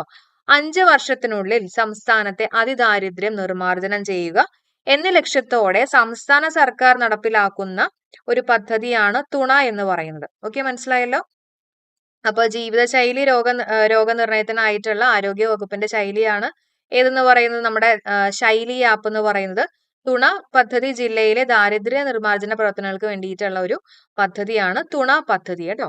അപ്പൊ ഇത്രയും ഓക്കെ ആണെന്ന് വിചാരിക്കുന്നു. ഇനി നമുക്ക് അടുത്ത് നോക്കാം. സ്നേഹസാന്ത്വനം എന്ന് പറഞ്ഞിട്ടുള്ള പദ്ധതി നോക്കാം അല്ലെ. സ്നേഹസാന്ത്വനം സംസ്ഥാനത്തെ എൻഡോസൾഫാൻ ഇരകൾക്കായിട്ടുള്ള പ്രതിമാസ ധനസഹായമാണ് സ്നേഹസാന്ത്വനം അല്ലെ. സ്നേഹസാന്ത്വനം സംസ്ഥാനത്തെ എൻഡോസൾഫാൻ കേട്ടോ. അപ്പൊ സ്നേഹസാന്ത്വനം എന്താണ്? എൻഡോസൾഫാൻ, സംസ്ഥാനത്തെ എൻഡോസൾഫാൻ ഇരകൾക്കുള്ള പ്രതിമാസ ധനസഹായമാണ് ഏത്? സ്നേഹസാന്ത്വനം എന്ന് പറഞ്ഞിട്ടുള്ള പദ്ധതി. ഓക്കെ, ഇനി അടുത്തത് സംസ്ഥാനത്തെ അംഗപരിമിതർക്ക് പ്രതിവർഷം 1 ലക്ഷം രൂപ വരെ ആരോഗ്യ ഇൻഷുറൻസ് ലഭ്യമാക്കുന്ന പദ്ധതിയാണ് നിരാമയ. ഏതാണ്? നിരാമയ അല്ലെ. ആരോഗ്യ ഇൻഷുറൻസ് ആണ്. അപ്പൊ നിരന്തരമായിട്ടും നമ്മൾ ഇങ്ങനെ ഇൻഷുറൻസ് ഒക്കെ കൊടുക്കേണ്ടി വരും എന്നൊക്കെ വേണമെങ്കിൽ ഓർത്തു വെക്കാം അല്ലെ. അപ്പൊ ഇവിടെ തന്നെ നമുക്ക് അതിജീവനം എന്ന് പറഞ്ഞ് പഠിക്കാനുണ്ട് അല്ലെ. ഭിന്നശേഷിക്കാരുടെ പുനരധിവാസവും ഉന്നമനവും NGO സഹകരണത്തോടെ നടപ്പിലാക്കുന്നതിന് കേന്ദ്ര സർക്കാരിന്റെ ദീൻദയാൽ പുനരധിവാസ പദ്ധതിയുടെ അടിസ്ഥാനത്തിൽ തയ്യാറാക്കിയിരിക്കുന്ന സമഗ്ര പദ്ധതിയാണ് അതിജീവനം. അപ്പൊ ഇതും ഈ പറഞ്ഞ പോലെ തന്നെ ഭിന്നശേഷിക്കാരുടെ പുനരധിവാസവുമായിട്ട് ബന്ധപ്പെട്ടിട്ടുള്ള ഒരു പദ്ധതിയാണ് അതിജീവനം എന്ന് പറഞ്ഞിട്ടുള്ള പദ്ധതി. അടുത്ത് നോക്കാം, സ്നേഹയാനം. നമുക്ക് കുറെയൊക്കെ ഇതിന്റെ പേരിൽ നിന്നൊക്കെ മനസ്സിലാക്കി എടുക്കാൻ പറ്റും കേട്ടോ. സ്നേഹയാനം, യാനം എന്ന് പറയുമ്പോൾ യാത്ര അല്ലെ. ഇനി നമ്മൾ നേരത്തെ മാതൃയാനം പഠിച്ചിരുന്നു. അപ്പോ അതും ഇതും തമ്മിൽ മാറിപ്പോരുത്. സ്നേഹയാനമാണ്. അപ്പൊ നാഷണൽ ട്രസ്റ്റ് നിയമത്തിൽ ഉൾപ്പെടുന്ന ഓട്ടിസം, സെറിബ്രൽ പാൾസി, അതുപോലെ തന്നെ മെന്റൽ റിട്ടാർഡേഷൻ, മൾട്ടിപ്പിൾ ഡിസബിലിറ്റി തുടങ്ങിയ ഭിന്നശേഷിയുള്ളവരുടെ നിർധരരായിട്ടുള്ള അമ്മമാർക്ക് സ്ഥിരമായിട്ടുള്ള ഉപജീവനം കണ്ടെത്തുന്നതിനായിട്ട് സാമൂഹ്യനീതി വകുപ്പ് മുഖേന സൗജന്യമായിട്ട് ഇലക്ട്രിക് ഓട്ടോ നൽകുന്ന പദ്ധതിയാണ് സ്നേഹയാനം. അപ്പൊ യാനം എന്ന് പറഞ്ഞാൽ യാത്രയാണ്. അപ്പൊ അവർക്ക് സൗജന്യമായിട്ട് ഇലക്ട്രിക് ഓട്ടോ നൽകുന്ന പദ്ധതിയാണ് അല്ലെ. ആർക്കാണ് കൊടുക്കുന്നത്? ഈ പറഞ്ഞ പോലെയുള്ള ഭിന്നശേഷിയുള്ളവരുടെ നിർധരരായിട്ടുള്ള അമ്മമാർക്ക് സ്ഥിരമായിട്ടുള്ള ഉപജീവനം കണ്ടെത്തുന്നതിനായിട്ട് കൊടുക്കുന്ന ഒരു ഇലക്ട്രിക് ഓട്ടോ സൗജന്യമായിട്ട് നൽകുന്ന ഒരു പദ്ധതിയാണ് സ്നേഹയാനം എന്ന് പറഞ്ഞിട്ടുള്ള പദ്ധതി കേട്ടോ. ഇനി അടുത്ത ചോദ്യം, കേരളത്തിലെ എംപ്ലോയ്മെന്റ് എക്സ്ചേഞ്ചുകളിൽ പേര് രജിസ്റ്റർ ചെയ്തിട്ടും തൊഴിൽ ലഭിക്കാത്ത മുതിർന്ന പൗരന്മാർക്ക് വേണ്ടിയിട്ടുള്ള സ്വയം തൊഴിൽ പദ്ധതിയാണ് ചോദ്യം. അതിന്റെ ആൻസർ എന്താ വരുന്നത്? നവജീവൻ പദ്ധതി അല്ലെ. അപ്പൊ അവർക്ക് പുതിയൊരു ജീവൻ കിട്ടുകയാണ് അല്ലെ. പുതിയൊരു ജീവൻ കിട്ടുകയാണെന്നുള്ള രീതിയിൽ ഓർക്കാം. കേരളത്തിലെ എംപ്ലോയ്മെന്റ് എക്സ്ചേഞ്ചുകളിൽ പേര് രജിസ്റ്റർ ചെയ്തിട്ടും തൊഴിൽ ലഭിക്കാത്ത മുതിർന്ന പൗരന്മാർക്ക് സ്വയം തൊഴിൽ പദ്ധതിയാണ്. അപ്പോൾ ആ ഒരു തൊഴിൽ വഴി അവർക്ക് പുതിയൊരു ജീവൻ കിട്ടിയെന്ന് ഓർക്കാം. നവജീവൻ പദ്ധതി കേട്ടോ. നവജീവൻ പദ്ധതി. അപ്പൊ ഇവിടെ ഓപ്ഷനിൽ നമുക്ക് ശരണ്യ പദ്ധതി എന്ന് പറഞ്ഞ് കാണാനുണ്ട് അല്ലെ. അപ്പൊ എന്താണ് ശരണ്യ പദ്ധതി എന്നുള്ളത് നോക്കാം. ശരണ്യ പദ്ധതി സ്ത്രീകൾക്ക് സ്വയം തൊഴിൽ ആരംഭിക്കുന്നതിന് വേണ്ടിയിട്ടുള്ള ധനസഹായ പദ്ധതിയാണ്. മെയിനായിട്ട് വിധവകൾക്കും വിവാഹമോചിതർ എന്നിവർക്കും വേണ്ടിയിട്ടുള്ള ഒരു പദ്ധതിയാണ് ശരണ്യ പദ്ധതി. അപ്പൊ ശരണ്യ ആ ഒരു പേരിൽ തന്നെ നമുക്കറിയാം, ശരണ്യ ഒരു പെണ്ണിന്റെ പേരാണ്, ഒരു സ്ത്രീയുടെ പേരാണെന്ന് ഓർക്കാം. അപ്പൊ സ്ത്രീകൾക്ക് സ്വയം തൊഴിൽ ആരംഭിക്കുന്നതിന് വേണ്ടിയിട്ടുള്ള ധനസഹായം നൽകുന്ന ഒരു പദ്ധതിയാണ് ശരണ്യ പദ്ധതി കേട്ടോ. ശരണ്യ പദ്ധതി. എൻഡോസൾഫാൻ ദുരിത ബാധിതർക്ക് വേണ്ടിയിട്ടുള്ള ധനസഹായം നൽകുന്ന പദ്ധതിയാണ് സ്നേഹസാന്ത്വനം. ഓക്കെ, സ്നേഹസാന്ത്വനം. അപ്പൊ ഇതൊക്കെ റിപ്പീറ്റഡ് ആയിട്ടും ഒക്കെ വന്നിട്ടുള്ളതാണ് കേട്ടോ, നമ്മൾ ഇൻക്ലൂഡ് ചെയ്തിട്ടുള്ളത്. ഇനി സംസ്ഥാനത്തെ സർക്കാർ എയ്ഡഡ് സ്കൂളുകളിൽ പഠിക്കുന്ന 1 മുതൽ 8 വരെയുള്ള മറ്റ് പിന്നോക്ക വിഭാഗത്തിൽപ്പെട്ട വിദ്യാർത്ഥികൾക്ക് സ്കോളർഷിപ്പ് നൽകുന്ന പദ്ധതിയാണ് കെടാവിളക്ക്. ഏതാണ്? കെടാവിളക്ക് കേട്ടോ. അപ്പൊ സംസ്ഥാനത്തെ സർക്കാർ എയ്ഡഡ് സ്കൂളുകളിൽ പഠിക്കുന്ന 1 മുതൽ 8 വരെയുള്ള മറ്റ് പിന്നാക്ക വിഭാഗത്തിൽ പെട്ടിട്ടുള്ള വിദ്യാർത്ഥികൾക്ക് സ്കോളർഷിപ്പ് നൽകുന്ന പദ്ധതിയാണ്. അപ്പൊ സ്കോളർഷിപ്പ് ഒക്കെ നൽകുന്ന സമയത്ത് അവർ നന്നായിട്ട് പഠിക്കണം അല്ലെ, കെടാവിളക്കിന്റെ വെളിച്ചത്തിലൊക്കെ നന്നായിട്ട് പഠിക്കുക എന്നൊക്കെ വേണമെങ്കിൽ ഓർത്തു വെക്കാം അല്ലെ. അപ്പൊ കെടാവിളക്ക് എന്നുള്ളത് ഓർത്തു വെക്കാം കേട്ടോ. അപ്പൊ ഇവിടെ തന്നെ നമ്മൾ അറിഞ്ഞിരിക്കേണ്ട അടുത്തൊരു പദ്ധതിയാണ് താലോലം പദ്ധതി. കേരള സർക്കാരിന്റെ സാമൂഹിക ക്ഷേമ വകുപ്പിന്റെ കീഴിൽ കേരള സോഷ്യൽ സെക്യൂരിറ്റി മിഷൻ 18 വയസ്സിൽ താഴെയുള്ള കുട്ടികൾക്ക് സൗജന്യ ചികിത്സ ലഭ്യമാക്കുന്ന പദ്ധതിയാണ് താലോലം പദ്ധതി. ഈ പദ്ധതി പ്രകാരം ചികിത്സാ ചിലവിന് മാർഗമില്ലാത്ത BPL APL കുടുംബങ്ങൾക്ക് 50,000 രൂപ വരെയുള്ള സാമ്പത്തിക സഹായം തിരഞ്ഞെടുത്ത ആശുപത്രികൾ വഴി ലഭിക്കുന്നു അല്ലെങ്കിൽ നൽകുന്നു. അങ്ങനെയുള്ള ഒരു പദ്ധതിയാണ് താലോലം കേട്ടോ. അപ്പൊ കേരള സർക്കാരിന്റെ സാമൂഹ്യ ക്ഷേമ വകുപ്പിന് കീഴിൽ കേരള സോഷ്യൽ സെക്യൂരിറ്റി മിഷൻ 18 വയസ്സിൽ താഴെയുള്ള കുട്ടികൾക്ക് സൗജന്യ ചികിത്സ. നമുക്ക് ഈ താലോലം എന്ന് പറയുമ്പോൾ തന്നെ കുട്ടികളുമായിട്ട് ബന്ധപ്പെട്ടിട്ടുള്ളതെന്ന് അറിയാം. അപ്പൊ അവർക്ക് സൗജന്യ ചികിത്സ നൽകുന്ന ഒരു പദ്ധതിയാണ് കേട്ടോ 18 വയസ്സിന് താഴെയുള്ള കുട്ടികൾക്ക്. ഇനി എന്താണ് വിദ്യാകിരണം എന്നുള്ളത് നോക്കാം. വിദ്യാകിരണം പദ്ധതി. ഓക്കെ, വിദ്യാർത്ഥികൾക്ക് ഡിജിറ്റൽ പഠനോപകരണങ്ങൾ ലഭ്യമാക്കാൻ ആരംഭിച്ചിട്ടുള്ള ഒരു പദ്ധതിയാണ് വിദ്യാകിരണം. ഓക്കെ, വിദ്യാകിരണം എന്താണ്? വിദ്യാർത്ഥികൾക്ക് ഡിജിറ്റൽ പഠനോപകരണങ്ങൾ ലഭ്യമാക്കാൻ വേണ്ടിയിട്ട് ആരംഭിച്ചിട്ടുള്ള ഒരു പദ്ധതിയാണ് വിദ്യാകിരണം എന്ന് പറഞ്ഞിട്ടുള്ള പദ്ധതി അല്ല. അപ്പൊ വിദ്യ എന്ന് പറയുമ്പോൾ തന്നെ വിദ്യാർത്ഥികളുമായിട്ട് നമുക്ക് കണക്ട് ചെയ്യാം. കിരണം എന്ന് പറയുമ്പോൾ ഈ ഡിജിറ്റൽ പഠനോപകരണങ്ങളിൽ നിന്ന് കിരണം അല്ല, റേഡിയേഷൻ ഒക്കെ വരും എന്നുള്ള രീതിയിൽ ജസ്റ്റ് ഒന്ന് ഓർത്തു വെക്കുക കേട്ടോ. ഇനി അടുത്തത് വിദ്യാവാഹിനി ഉണ്ട്. വിദ്യാവാഹിനി എന്ന് പറയുമ്പോൾ ആദിവാസി ഊരുകളിൽ നിന്ന് കുട്ടികളെ വാഹനമാർഗം സ്കൂളുകളിൽ എത്തിക്കാനായിട്ടുള്ള സർക്കാർ പദ്ധതിയാണ് വിദ്യാവാഹിനി. അപ്പൊ വാഹിനി എന്ന് കാണുമ്പോൾ തന്നെ വാഹനവുമായിട്ട് നമുക്ക് കണക്ട് ചെയ്യാം. അപ്പൊ വിദ്യാവാഹിനി എന്ന് പറയുമ്പോൾ കറക്റ്റ് ആയിട്ട് തന്നെ പഠിച്ചു പോവുക. ആദിവാസി ഊരുകളിൽ നിന്ന് കുട്ടികളെ വാഹനമാർഗം സ്കൂളുകളിൽ എത്തിക്കാനായിട്ടുള്ള സർക്കാർ പദ്ധതിയാണ് വിദ്യാവാഹിനി. വിദ്യാവാഹിനി. അടുത്ത ക്വസ്റ്റ്യൻ നോക്കാം. ചേരുംപടി ചേർക്കുക എന്ന് പറഞ്ഞിട്ടാണ് ക്വസ്റ്റ്യൻ കൊടുത്തിട്ടുള്ളത് കേട്ടോ. അപ്പൊ അഭയകിരണം പദ്ധതി എന്ന് പറഞ്ഞാൽ എന്താ? ഇവിടെ നോക്കിയിട്ട് പറഞ്ഞ ആർക്കായിരിക്കും നമ്മൾ അഭയം കൊടുക്കുന്നത്? വിധവകൾക്ക് അല്ലെ.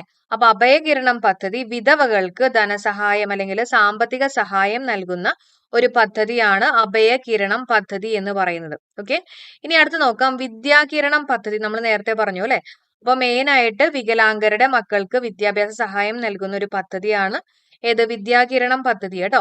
സാമ്പത്തികമായിട്ട് പിന്നാക്കം നിൽക്കുന്ന കുട്ടികൾക്ക് ഡിജിറ്റൽ വിദ്യാഭ്യാസം സാധ്യമാക്കാൻ ആവിഷ്കരിച്ചിട്ടുള്ള ഒരു പദ്ധതിയാണ് ഈ പറഞ്ഞിട്ടുള്ള വിദ്യാകിരണം എന്ന് പറഞ്ഞിട്ടുള്ള പദ്ധതി. ഇനി താലോലം പദ്ധതി എന്താണ്? മാരക രോഗങ്ങളുള്ള 18 വയസ്സിൽ താഴെയുള്ള കുട്ടികൾക്ക് ചികിത്സാ സഹായം നൽകുന്ന ഒരു പദ്ധതിയാണ് താലോലം. നമ്മൾ നേരത്തെ ഡിസ്കസ് ചെയ്തതാണ്. ഇതൊക്കെ തന്നെയാണ് മറിച്ചൊക്കെ ചോദിക്കുന്നത് കേട്ടോ. ഇനി വിദ്യാജ്യോതി പദ്ധതി എന്ന് പറഞ്ഞാൽ വിദ്യാർത്ഥികൾക്ക് പഠനത്തിനുള്ള സാമ്പത്തിക സഹായം അല്ലെ. PH വിദ്യാർത്ഥികൾക്ക് പഠനത്തിനുള്ള സാമ്പത്തിക സഹായം നൽകുന്ന പദ്ധതിയാണെന്നുള്ളതും കൂടെ അറിഞ്ഞു വെച്ചേക്കാം. ഓക്കെ അല്ലെ. അടുത്ത ക്വസ്റ്റ്യൻ നോക്കാം. കേരള സാമൂഹ്യനീതി വകുപ്പ് സർക്കാർ സേവനങ്ങൾ വീട്ടുപടിക്കൽ എന്ന ലക്ഷ്യത്തിനായി ആവിഷ്കരിച്ചിട്ടുള്ള വെബ് പോർട്ടൽ ചോദിക്കുകയാണെങ്കിൽ സുനീതി. ഏതാണ്? സുനീതി. കേരള സാമൂഹ്യനീതി വകുപ്പ് സർക്കാർ സേവനങ്ങൾ വീട്ടുപടിക്കൽ എന്ന ലക്ഷ്യത്തിനായിട്ട് ആവിഷ്കരിച്ചിട്ടുള്ള വെബ് പോർട്ടൽ ചോദിക്കുകയാണെങ്കിൽ ഏതാണ്? സുനീതി എന്ന് പറഞ്ഞിട്ടുള്ള വെബ് പോർട്ടലാണ് കേട്ടോ, സുനീതി. ഇനി കുടുംബശ്രീകളിൽ നിന്നും തെരഞ്ഞെടുക്കപ്പെടുന്ന വനിതകൾക്ക് രംഗകലകളിൽ പരിശീലനം നൽകുന്ന പദ്ധതിയുടെ പേര് ചോദിക്കുകയാണെങ്കിൽ രംഗശ്രീയാണ് കേട്ടോ. കുടുംബശ്രീ എന്ന് കേൾക്കുമ്പോൾ തന്നെ രംഗശ്രീ. അപ്പൊ കുടുംബശ്രീകളിൽ നിന്നും തെരഞ്ഞെടുക്കപ്പെടുന്ന വനിതകൾക്ക് രംഗകലകളിൽ പരിശീലനം നൽകുന്ന പദ്ധതിയുടെ പേര് ചോദിക്കുകയാണെങ്കിൽ കുടുംബശ്രീയും രംഗകലകളും അല്ലെ. അപ്പൊ രംഗശ്രീ എന്നുള്ളതാണ് കേട്ടോ. അടുത്ത ക്വസ്റ്റ്യൻ. ഓൺലൈൻ കുറ്റകൃത്യങ്ങളെ കുറിച്ചും ചൂഷണങ്ങളെ പറ്റിയും കുട്ടികളെ ബോധവൽക്കരിക്കുന്നതിനായിട്ട് കേരള പോലീസും ബച്പൻ ബച്ചാവോ ആന്തോളൻ എന്ന സംഘടനയും സംയുക്തമായിട്ട് നടപ്പിലാക്കുന്ന പദ്ധതിയാണ് ഏതാണ് പദ്ധതി? കൂട്ട് എന്ന് പറഞ്ഞിട്ടുള്ള പദ്ധതി. ഏതാണ്? കൂട്ട്. പഠിച്ചു വെച്ചേക്കണേ, കൂട്ട്. ഓക്കെ, അപ്പൊ നമുക്ക് ഇതിന്റെ ബാക്കിയുള്ള ഓപ്ഷൻസും കൂടെ നോക്കാം. ഇവിടെ ചിരി എന്ന് പറഞ്ഞിട്ടുള്ള ഒരു പദ്ധതി ഉണ്ട് അല്ലെ. അപ്പൊ കുട്ടികളിലെ മാനസിക സമ്മർദ്ദം ലഘൂകരിക്കുന്നതിനായിട്ട് കേരള പോലീസ് ആരംഭിച്ചിട്ടുള്ള ഒരു പദ്ധതിയാണ് ചിരി എന്ന് പറഞ്ഞിട്ടുള്ള പദ്ധതി. അപ്പൊ ചിരി എന്ന് കേൾക്കുമ്പോൾ തന്നെ നമുക്കറിയാം കുട്ടികളിലെ മാനസിക സമ്മർദ്ദമൊക്കെ ലഘൂകരിക്കുന്നതിന് വേണ്ടിയിട്ടുള്ള കേരള പോലീസ് ആരംഭിച്ചിട്ടുള്ള പദ്ധതിയാണ് ചിരി. ഇനി നിരാമയ പദ്ധതിയുണ്ട്. അത് വളരെ ഇമ്പോർട്ടന്റ് ആണ്. PSC റിപ്പീറ്റഡ് ആയിട്ട് ചോദിച്ചിട്ടുള്ളതാണ്. നമ്മൾ നേരത്തെ പറഞ്ഞു ഭിന്നശേഷിക്കാർക്ക് ആരോഗ്യ ഇൻഷുറൻസ് ഉറപ്പാക്കുന്ന പദ്ധതിയാണ് അല്ലെ. 1,00,000 രൂപ വരെ പ്രതിവർഷം ലഭ്യമാക്കുന്ന പദ്ധതിയാണ് നിരാമയ. നിരന്തരമായിട്ട് ഇൻഷുറൻസ് കൊടുക്കണം എന്നൊക്കെ നമ്മൾ പറഞ്ഞിരുന്നു കേട്ടോ. അപ്പൊ ഇത് പഠിച്ചു വെച്ചേക്കുക. അടുത്ത ചോദ്യം നോക്കാം.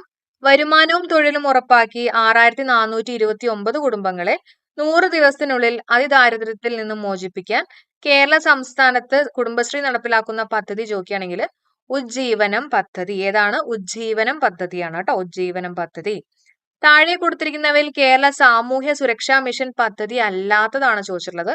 ഏതാണ് കേരള സാമൂഹ്യ സുരക്ഷാ മിഷൻ പദ്ധതി അല്ലാത്തത്? കുടുംബശ്രീയാണ് അല്ലെ. കുടുംബശ്രീയാണ്. താലോലം, സ്നേഹപൂർവ്വം, ശ്രുതി തരംഗം ഇതെല്ലാം കേരള സാമൂഹ്യ സുരക്ഷാ മിഷൻ പദ്ധതിയാണ് കേട്ടോ. അപ്പൊ ഇതിന്റെ ഓപ്ഷൻസ് നമുക്ക് ജസ്റ്റ് ഒന്ന് വേഗം നോക്കാം. ഓക്കെ, അപ്പോ നമുക്ക് അതിന്റെ ഓപ്ഷൻസ് നോക്കാം. നമ്മൾ നേരത്തെ ഡിസ്കസ് ചെയ്തിരുന്നു താലോലം പദ്ധതി എന്തുമായിട്ട് ബന്ധപ്പെട്ടിട്ടുള്ളതാണ്? കേരള സോഷ്യൽ സെക്യൂരിറ്റി മിഷൻ 18 വയസ്സിൽ താഴെയുള്ള കുട്ടികൾക്ക് സൗജന്യ ചികിത്സ ലഭ്യമാക്കുന്ന പദ്ധതിയാണ് താലോലം പദ്ധതി. അതേപോലെ തന്നെ അടുത്തറിഞ്ഞിരിക്കേണ്ട ഒരു ഇമ്പോർട്ടന്റ് ആയിട്ടുള്ള പദ്ധതിയാണ് ശ്രുതി തരംഗം. അപ്പൊ ഇതിൽ പറയുന്നത് ശ്രവണ വൈകല്യം നേരിടുന്ന 5 വയസ്സിൽ താഴെയുള്ള കുട്ടികൾക്ക് കോക്ലിയ ഇംപ്ലാന്റേഷൻ സൗജന്യമായിട്ട് നടപ്പിലാക്കുന്ന പദ്ധതി. ശ്രുതി എന്ന് പറയുമ്പോൾ തന്നെ സൗണ്ടുമായിട്ട് നമുക്ക് ബന്ധപ്പെടുത്തി പറയാം അല്ലെ. അപ്പോൾ കോക്ലിയ നമ്മുടെ ചെവിയുമായിട്ട് ബന്ധപ്പെട്ടുള്ള കോക്ലിയർ ഇംപ്ലാന്റേഷൻ സൗജന്യമായിട്ട് നടപ്പിലാക്കുന്ന പദ്ധതിയാണ് ശ്രുതി തരംഗം എന്ന് പറഞ്ഞിട്ടുള്ള പദ്ധതി കേട്ടോ.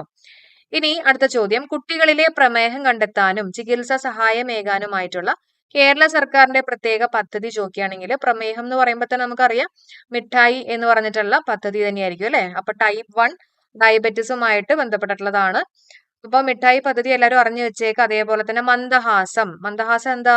ദാരിദ്ര്യരേഖയ്ക്ക് താഴെയുള്ള മുതിർന്ന പൗരന്മാർക്ക് സൗജന്യമായിട്ട് വെപ്പ് പല്ല് അല്ലെങ്കിൽ കൃത്രിമ പല്ല് വെച്ചു കൊടുക്കുന്നതിന് വേണ്ടിയിട്ടുള്ള ഒരു പദ്ധതിയാണ് മന്ദഹാസം അല്ലെ. അപ്പൊ ചെറിയൊരു മന്ദഹാസമൊക്കെ മതി എന്നൊക്കെ ഓർത്തു വെക്കാം. വെപ്പ് പല്ലാണെന്നൊക്കെ ഓർത്തു വെക്കാം കേട്ടോ.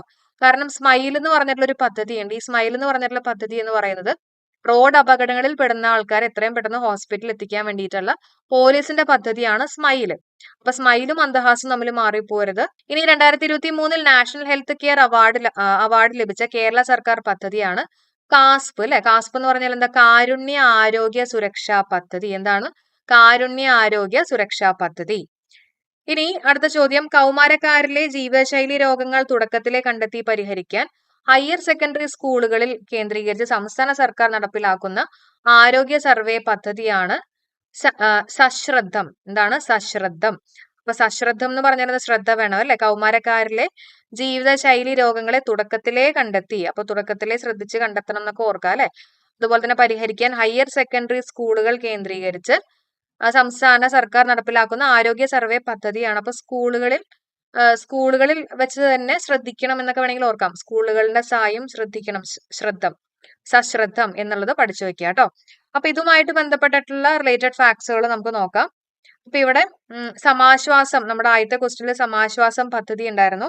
സമാശ്വാസം പദ്ധതി എന്ന് പറയുന്നത് വൃക്ക തകരാർ മൂലം ഡയാലിസിസിന് വിധേയരാകുന്ന BPL രോഗികൾക്ക് പ്രതിമാസം ധനസഹായം നൽകുന്ന പദ്ധതിയാണ് സമാശ്വാസം. അപ്പൊ അവർക്കൊരു ആശ്വാസം ആവട്ടെ അല്ലെ. സമാശ്വാസം എന്ന് കറക്റ്റ് ആയിട്ട് പഠിച്ചു പോകണം. അപ്പൊ വൃക്കരോഗവുമായിട്ട് ബന്ധപ്പെട്ടിട്ടുള്ളത് കേട്ടോ സമാശ്വാസം. വൃക്ക തകരാർ മൂലം ഡയാലിസിസിന് വിധേയരാകുന്ന BPL രോഗികൾക്ക് പ്രതിമാസം ധനസഹായം നൽകുന്ന ഒരു പദ്ധതിയാണ് സമാശ്വാസം എന്ന് പറഞ്ഞിട്ടുള്ള പദ്ധതി. അത് മസ്തിഷ്ക മരണം സംഭവിച്ചവരുടെ അവയവങ്ങൾ ദാനം ചെയ്യാനുള്ള സംസ്ഥാന ആരോഗ്യ വകുപ്പിന്റെ പദ്ധതിയാണ് മൃതസഞ്ജീവിനി. അതിന്റെ ബ്രാൻഡ് അംബാസഡർ ചോദിക്കുകയാണെങ്കിൽ മോഹൻലാൽ ആണ് കേട്ടോ. മൃതസഞ്ജീവിനിയുടെ മോഹൻലാൽ ആണ് ബ്രാൻഡ് അംബാസഡർ ആയിട്ട് വരുന്നത്.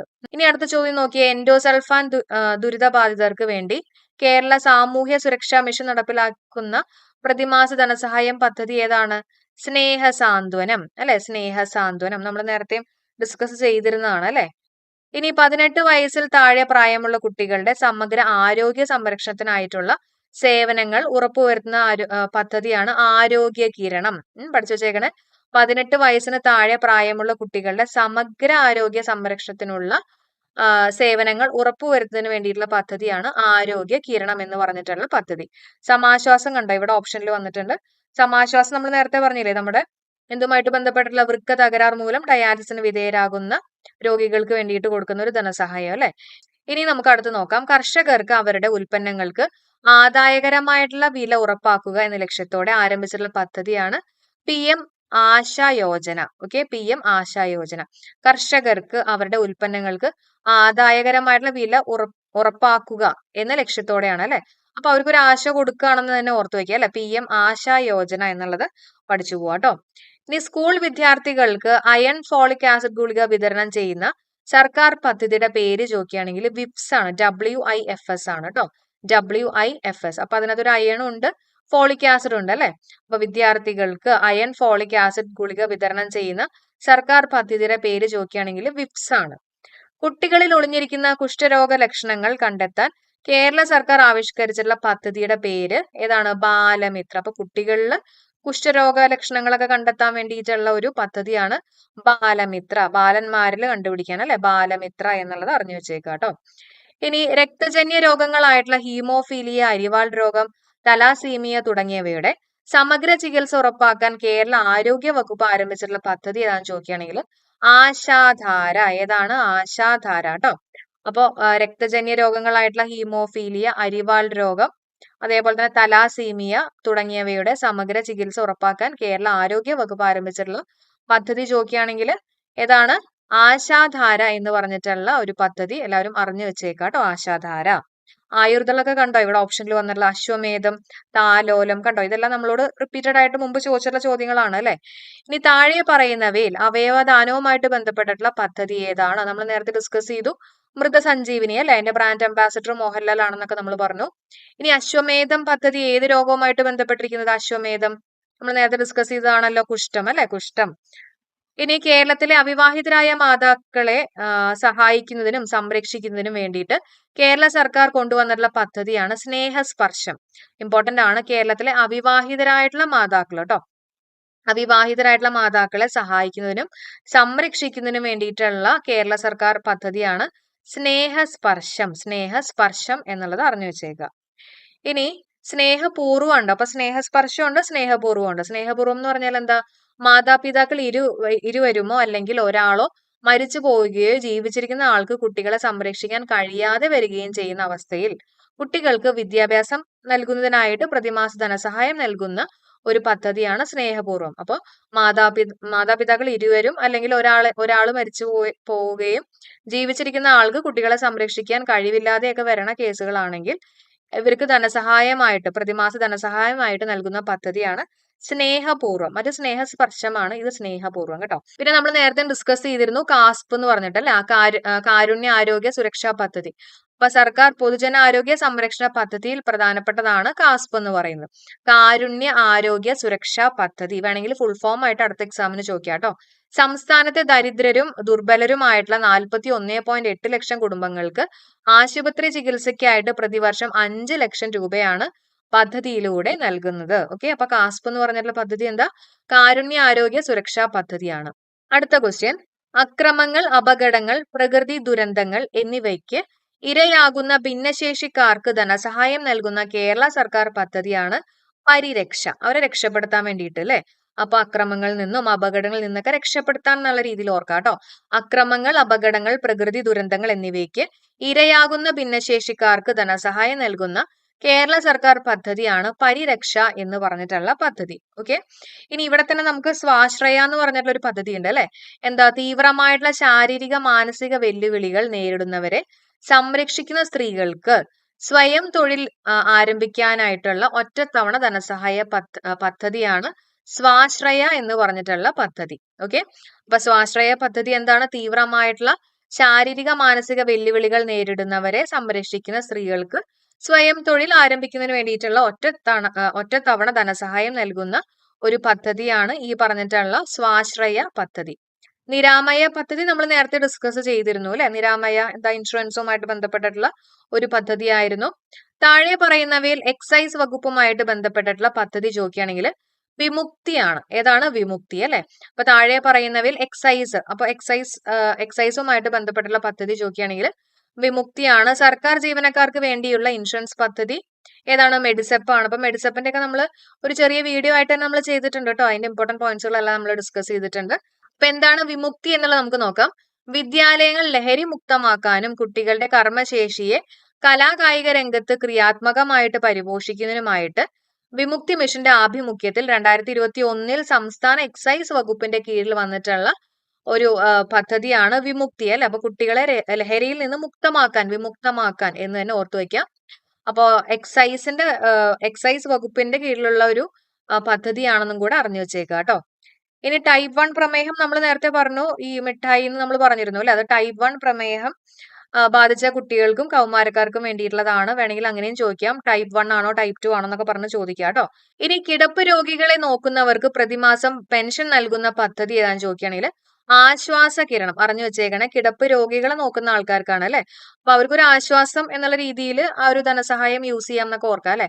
അപ്പൊ ആശ്വാസ കിരണം എന്നുള്ളത് പഠിച്ചു വെക്കുക കേട്ടോ. അതാണ് കിടപ്പ് രോഗികളെ നോക്കുന്നവർക്ക് പ്രതിമാസ പെൻഷൻ നൽകുന്ന പദ്ധതി ഏതാന്ന് ചോദിക്കുകയാണെങ്കിൽ അത് ആശ്വാസ കിരണം. ഏത് പദ്ധതിയാണ്? ആശ്വാസ കിരണം. അപ്പൊ പ്രധാനമന്ത്രിയുടെ മുദ്ര പദ്ധതി ലക്ഷ്യമിടുന്നത് എന്തായിരുന്നു? ചെറുകിട സംരംഭകരെ സമ്പദ് വ്യവസ്ഥയുടെ മുഖ്യധാരയിലേക്ക് എത്തിക്കുക അല്ലെ. നമ്മൾ കണക്ട് ചെയ്ത് പറഞ്ഞിരുന്നു, മുദ്ര എന്ന് പറയുമ്പോൾ ഒരു ചെറിയ മുദ്ര എന്നൊക്കെ ഓർത്തു വെക്കാം. അപ്പൊ ചെറുകിട സംരംഭകരെ സമ്പദ് വ്യവസ്ഥയുടെ മുഖ്യധാരയിലേക്ക് എത്തിക്കുക എന്നുള്ളതായിരുന്നു മുദ്ര പദ്ധതിയുടെ ലക്ഷ്യം. ഇനി അടുത്ത് നോക്കിയേ, ഇന്ത്യ ഗവൺമെന്റ് വിഭാവനം ചെയ്ത സ്വയം പദ്ധതിയുടെ സവിശേഷതയാണ് ചോദിച്ചിട്ടുള്ളത്. സ്വയം പദ്ധതിയുടെ സവിശേഷത. ഓക്കെ, ആൻസർ വരുന്നത് പൗരന്മാർക്ക് ഗുണമേന്മയുള്ളതും സൗജന്യവുമായിട്ടുള്ള വിദ്യാഭ്യാസം നൽകുക എന്നുള്ളതാണ് സ്വയം പദ്ധതിയുടെ സവിശേഷത. പൗരന്മാർക്ക് ഗുണമേന്മയുള്ളതും സൗജന്യവുമായിട്ടുള്ള വിദ്യാഭ്യാസം നൽകുക എന്നുള്ളതാണ് സ്വയം പദ്ധതിയുടെ സവിശേഷത കേട്ടോ. അപ്പൊ അത് പഠിച്ചു വെച്ചേക്കുക. ഇനി ഇവിടെ നോക്കിയേ, സൂക്ഷ്മ ചെറുകിട സംരംഭകർക്ക് വായ്പ ലഭ്യമാക്കുന്നതിനായിട്ടുള്ള പദ്ധതിയാണ് പ്രധാനമന്ത്രി മുദ്ര യോജന. നമ്മൾ നേരത്തെ പറഞ്ഞു. അതേപോലെ തന്നെ സ്വയം അതിന്റെ ഫുൾ ഫോം എന്താ? Study webs of active learning four young aspiring minds. Okay, study webs of active learning four young aspiring minds ആണ് സ്വയം കേട്ടോ. സ്വയത്തിന്റെ ഫുൾ ഫോം ആയിട്ട് വരുന്നത്. അപ്പൊ അതിലെന്താ പറഞ്ഞിട്ടുള്ള? പൗരന്മാർക്ക് അല്ലെ, യങ് ആസ്പയറിംഗ് മൈൻഡ്സ് അല്ല. അപ്പൊ പൗരന്മാർക്ക് ഗുണമേന്മയുള്ളതും സൗജന്യവുമായിട്ടുള്ള വിദ്യാഭ്യാസം നൽകുക എന്നുള്ളതാണ് ഇതിന്റെ മെയിൻ ആയിട്ടുള്ള സവിശേഷത. ഓക്കെ, ഇനി നമുക്ക് അടുത്തയിലേക്ക് കയറാം. എന്താണ് പ്രധാനമന്ത്രി സൂര്യോദയ യോജനയിൽ പറയണെന്നുള്ളത് നോക്കാം. പ്രധാനമന്ത്രി സൂര്യോദയ യോജന. ആ സൂര്യോദയം എന്ന് കാണുമ്പോൾ തന്നെ നമുക്ക് ഏതാണ്ടൊക്കെ ഒരു കാര്യം മൈൻഡിലോട്ട് വന്നിട്ടുണ്ടാവും അല്ലെ. അപ്പൊ ഇന്ത്യയിലെ 1 കോടി കുടുംബങ്ങൾക്ക് പുരപ്പുറ സൗരോർജ സംവിധാനം ലഭ്യമാക്കാൻ ലക്ഷ്യമിട്ടിട്ടുള്ള സർക്കാർ പദ്ധതിയാണ് പ്രധാനമന്ത്രി സൂര്യോദയ യോജന. അപ്പൊ സൂര്യോദയ യോജന എന്ന് പറയുമ്പോൾ എന്താണ്? ഇന്ത്യയിലെ 1 കോടി കുടുംബങ്ങൾക്ക് പുരപ്പുറ സൗരോർജ സംവിധാനം ലഭ്യമാക്കാൻ ലക്ഷ്യമിട്ടിട്ടുള്ള സർക്കാർ പദ്ധതിയാണ് പ്രധാനമന്ത്രി സൂര്യോദയ യോജന. ഇനി അടുത്ത് നോക്കാം, എന്താണ് ജൽജീവൻ മിഷൻ എന്നുള്ളത്. ഗ്രാമീണ മേഖലയിലെ എല്ലാ വീടുകളിലും പൈപ്പ് വഴി ശുദ്ധജലം എത്തിക്കുന്നതിനുള്ള പദ്ധതിയാണ് ജൽജീവൻ മിഷൻ എന്ന് പറയുന്നത് കേട്ടോ. ഗ്രാമീണ മേഖലയിലെ എല്ലാ വീടുകളിലും പൈപ്പ് വഴി ശുദ്ധജലം എത്തിക്കുന്നതിനുള്ള ഒരു പദ്ധതിയാണ് ജൽജീവൻ മിഷൻ അല്ലെ. നല്ല ശുദ്ധജലം വീട്ടിലെത്തിക്കുക. ഒരു കുടുംബത്തിന് ഒരു ദിവസം 55 ലിറ്റർ വെള്ളം എത്തിക്കുക എന്നതാണ് പദ്ധതിയുടെ ലക്ഷ്യം. എത്ര ലിറ്റർ ആണ്? 55 ലിറ്റർ വെള്ളം എത്തിക്കുക എന്നുള്ളതാണ് പദ്ധതിയുടെ ലക്ഷ്യം. ഇനി ഇതിനെ ബേസ് ചെയ്തിട്ടുള്ള കുറച്ച് പോയിന്റ്സും കൂടി ഉണ്ട്. ജൽജീവൻ മിഷൻ സംസ്ഥാനത്തിൽ 1ാമത് എത്തിയിട്ടുള്ള ജില്ല കൊല്ലം ജില്ലയാണ്. അതേപോലെ തന്നെ കേന്ദ്ര സംസ്ഥാന സർക്കാരുടെ പങ്കാളിത്തത്തോടെ കേരള വാട്ടർ അതോറിറ്റിയാണ് പദ്ധതി നടപ്പിലാക്കുന്നത്. ജൽജീവൻ മിഷൻ 100% പൂർത്തിയാക്കിയിട്ടുള്ള ആദ്യ സംസ്ഥാനം ചോദിക്കുകയാണെങ്കിൽ ഗോവയാണ്. അത് പഠിച്ചു വെച്ചേക്കണേ. അപ്പൊ ജൽജീവൻ മിഷൻ 100% പൂർത്തിയാക്കിയിട്ടുള്ള ആദ്യത്തെ സംസ്ഥാനം ഏതാണ്? ഗോവ. ജൽജീവൻ മിഷൻ 100% പൂർത്തിയാക്കിയിട്ടുള്ള ആദ്യ കേന്ദ്ര ഭരണ പ്രദേശം ചോദിക്കുകയാണെങ്കിൽ ദാദ്ര നഗർ ഹവേലിയും അതേപോലെ തന്നെ ദാമൻ ആൻഡ് ദിയു ആണ് കേട്ടോ. പഠിച്ചു വെച്ചേക്കുക. ജൽജീവൻ മിഷൻ 100% പൂർത്തിയാക്കിയുള്ള ആദ്യത്തെ സംസ്ഥാനം ഗോവയാണ്. അതേസമയം ജൽജീവൻ മിഷൻ 100% പൂർത്തിയാക്കിയുള്ള ആദ്യത്തെ കേന്ദ്രഭരണ പ്രദേശം ചോദിക്കുകയാണെങ്കിൽ ദാദ്ര നഗർ ഹവേലി അതുപോലെ തന്നെ ദാമൻ ആൻഡ് ദിയു. ഇനി കുടുംബശ്രീ സംരംഭകരുടെ ഉൽപ്പന്നങ്ങൾ വീടുകളിലേക്ക് നേരിട്ട് എത്തിച്ചു നൽകുന്ന പദ്ധതിയാണ് home shop. Okay, home shop അല്ലെ. വീട്ടിലേക്ക് ഷോപ്പിലത്തെ ഐറ്റംസ് ഒക്കെ എത്തിക്കുകയാണ്. അപ്പൊ കുടുംബശ്രീ സംരംഭകരുടെ ഉൽപ്പന്നങ്ങൾ വീടുകളിലേക്ക് നേരിട്ട് എത്തിച്ച് നൽകുന്ന പദ്ധതിയാണ് ഹോം ഷോപ്പ് എന്ന് പറഞ്ഞിട്ടുള്ള പദ്ധതി. മുതിർന്ന പൗരന്മാർക്കായി കേന്ദ്ര സർക്കാർ നടപ്പിലാക്കുന്ന എല്ലാ പദ്ധതികളും ഒരു കുടക്കീഴിലാക്കിക്കൊണ്ടുള്ള പദ്ധതിയാണ് അടൽ വയോ അഭ്യുദയ യോജന. അപ്പൊ മുതിർന്ന പൗരന്മാർക്ക് കേന്ദ്ര സർക്കാർ നടപ്പിലാക്കുന്ന എല്ലാ പദ്ധതികളും ഒരു കുടക്കീഴിലാക്കിക്കൊണ്ടുള്ള പദ്ധതി ഏതാണ്? അടൽ വയോ അഭ്യുദയ യോജന. അടൽ വയോ അല്ല, വയസ്സായിട്ടുള്ള ആൾക്കാർക്ക് അടൽ വയോ അഭ്യുദയ യോജന. ഓക്കെ, ഓക്കെ, അപ്പൊ നമ്മൾ എന്തൊക്കെയാ പറഞ്ഞ? പ്രധാനമന്ത്രി സൂര്യോദയ യോജന പറഞ്ഞു. അപ്പൊ പുരപ്പുറ സൗരോർജ്ജ സംവിധാനം ലഭ്യമാക്കാൻ ലക്ഷ്യമിട്ടിട്ടുള്ള സർക്കാർ പദ്ധതിയാണ് പ്രധാനമന്ത്രി സൂര്യോദയ യോജന.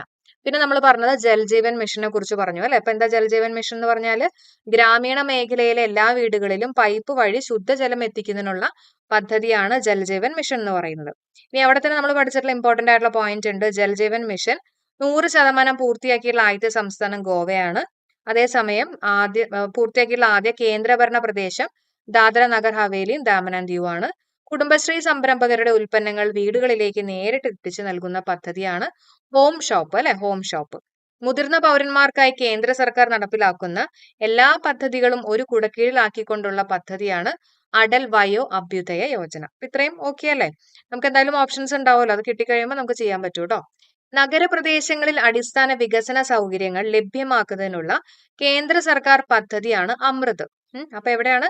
നഗരപ്രദേശങ്ങളിൽ അടിസ്ഥാന വികസന സൗകര്യങ്ങൾ, നഗരപ്രദേശങ്ങളിലൊക്കെ നല്ല രീതിയിലുള്ള സൗകര്യങ്ങൾ ലഭിക്കുന്നതിന് വേണ്ടിയിട്ടുള്ള കേന്ദ്ര സർക്കാരിന്റെ പദ്ധതിയാണ് അമൃത്. ഇമ്പോർട്ടന്റ് ആണ്, പഠിച്ചേക്കുക കേട്ടോ. അപ്പൊ അമൃതിന്റെ ഫുൾ ഫോം എന്താ? Atal mission for rejuvenation and urban transformation. എന്താണ് Atal mission for rejuvenation and urban transformation അല്ലെ, ഏർബൻ ട്രാൻസ്ഫോർമേഷൻ ആണ് നഗരപ്രദേശങ്ങളിലെ അടിസ്ഥാന വികസന സൗകര്യങ്ങൾ ലഭ്യമാക്കുന്നതിനായിട്ടുള്ള കേന്ദ്ര സർക്കാരിന്റെ പദ്ധതി. ഓക്കെ, ഇനി അമൃത് പദ്ധതി ആരംഭിച്ചിട്ടുള്ളത് 2015 ജൂൺ 25-നാണ് കേട്ടോ. കാർഷിക വിളകൾക്ക് പരിരക്ഷ ഉറപ്പാക്കുന്നതിനായിട്ട് കേന്ദ്ര സർക്കാർ ആരംഭിച്ചിട്ടുള്ള പദ്ധതി ഏതാ? പ്രധാനമന്ത്രി ഫസൽ ബീമ യോജന. ഓക്കെ, കാർഷിക വിളകൾക്ക് പരിരക്ഷ ഉറപ്പാക്കുന്നതിനായിട്ട് കേന്ദ്ര സർക്കാർ ആരംഭിച്ചിട്ടുള്ള പദ്ധതി ഏതാണ്? പ്രധാനമന്ത്രി ഫസൽ ബീമ യോജന. ഫസൽ എന്ന് പറഞ്ഞാൽ ക്രോപ്പ് ആണ് ഹിന്ദിയിൽ കേട്ടോ, ക്രോപ്പ്. അപ്പൊ കാർഷിക വിളകൾക്ക് പരിരക്ഷ ഉറപ്പാക്കുന്നതിനായിട്ട് കേന്ദ്ര സർക്കാർ ആരംഭിച്ചിട്ടുള്ള പദ്ധതി ചോദിക്കുകയാണെങ്കിൽ പ്രധാനമന്ത്രി ഫസൽ ബീമ യോജന. ഗ്രാമങ്ങളിൽ ഇന്റർനെറ്റ് കണക്ഷൻ ലഭ്യമാക്കാനുള്ള കേന്ദ്ര സർക്കാർ പദ്ധതി ഏതാണെന്ന് ചോദിക്കുകയാണെങ്കിൽ ഭാരത് നെറ്റ് ആണ്. ഓക്കെ, ഗ്രാമങ്ങളിൽ ഇന്റർനെറ്റ് കണക്ഷൻ ലഭ്യമാക്കാനുള്ള കേന്ദ്ര സർക്കാർ പദ്ധതി ഏതാണ്? ഭാരത് നെറ്റ് കേട്ടോ. നമ്മളെ കൺഫ്യൂസ് ചെയ്യിപ്പിക്കാൻ വേണ്ടിയിട്ട് പല പേരുകളും ഉണ്ടാവും, കറക്റ്റ് ആയിട്ട് പഠിച്ചു പോവുക. ഭാരത് നെറ്റ് ആണ്.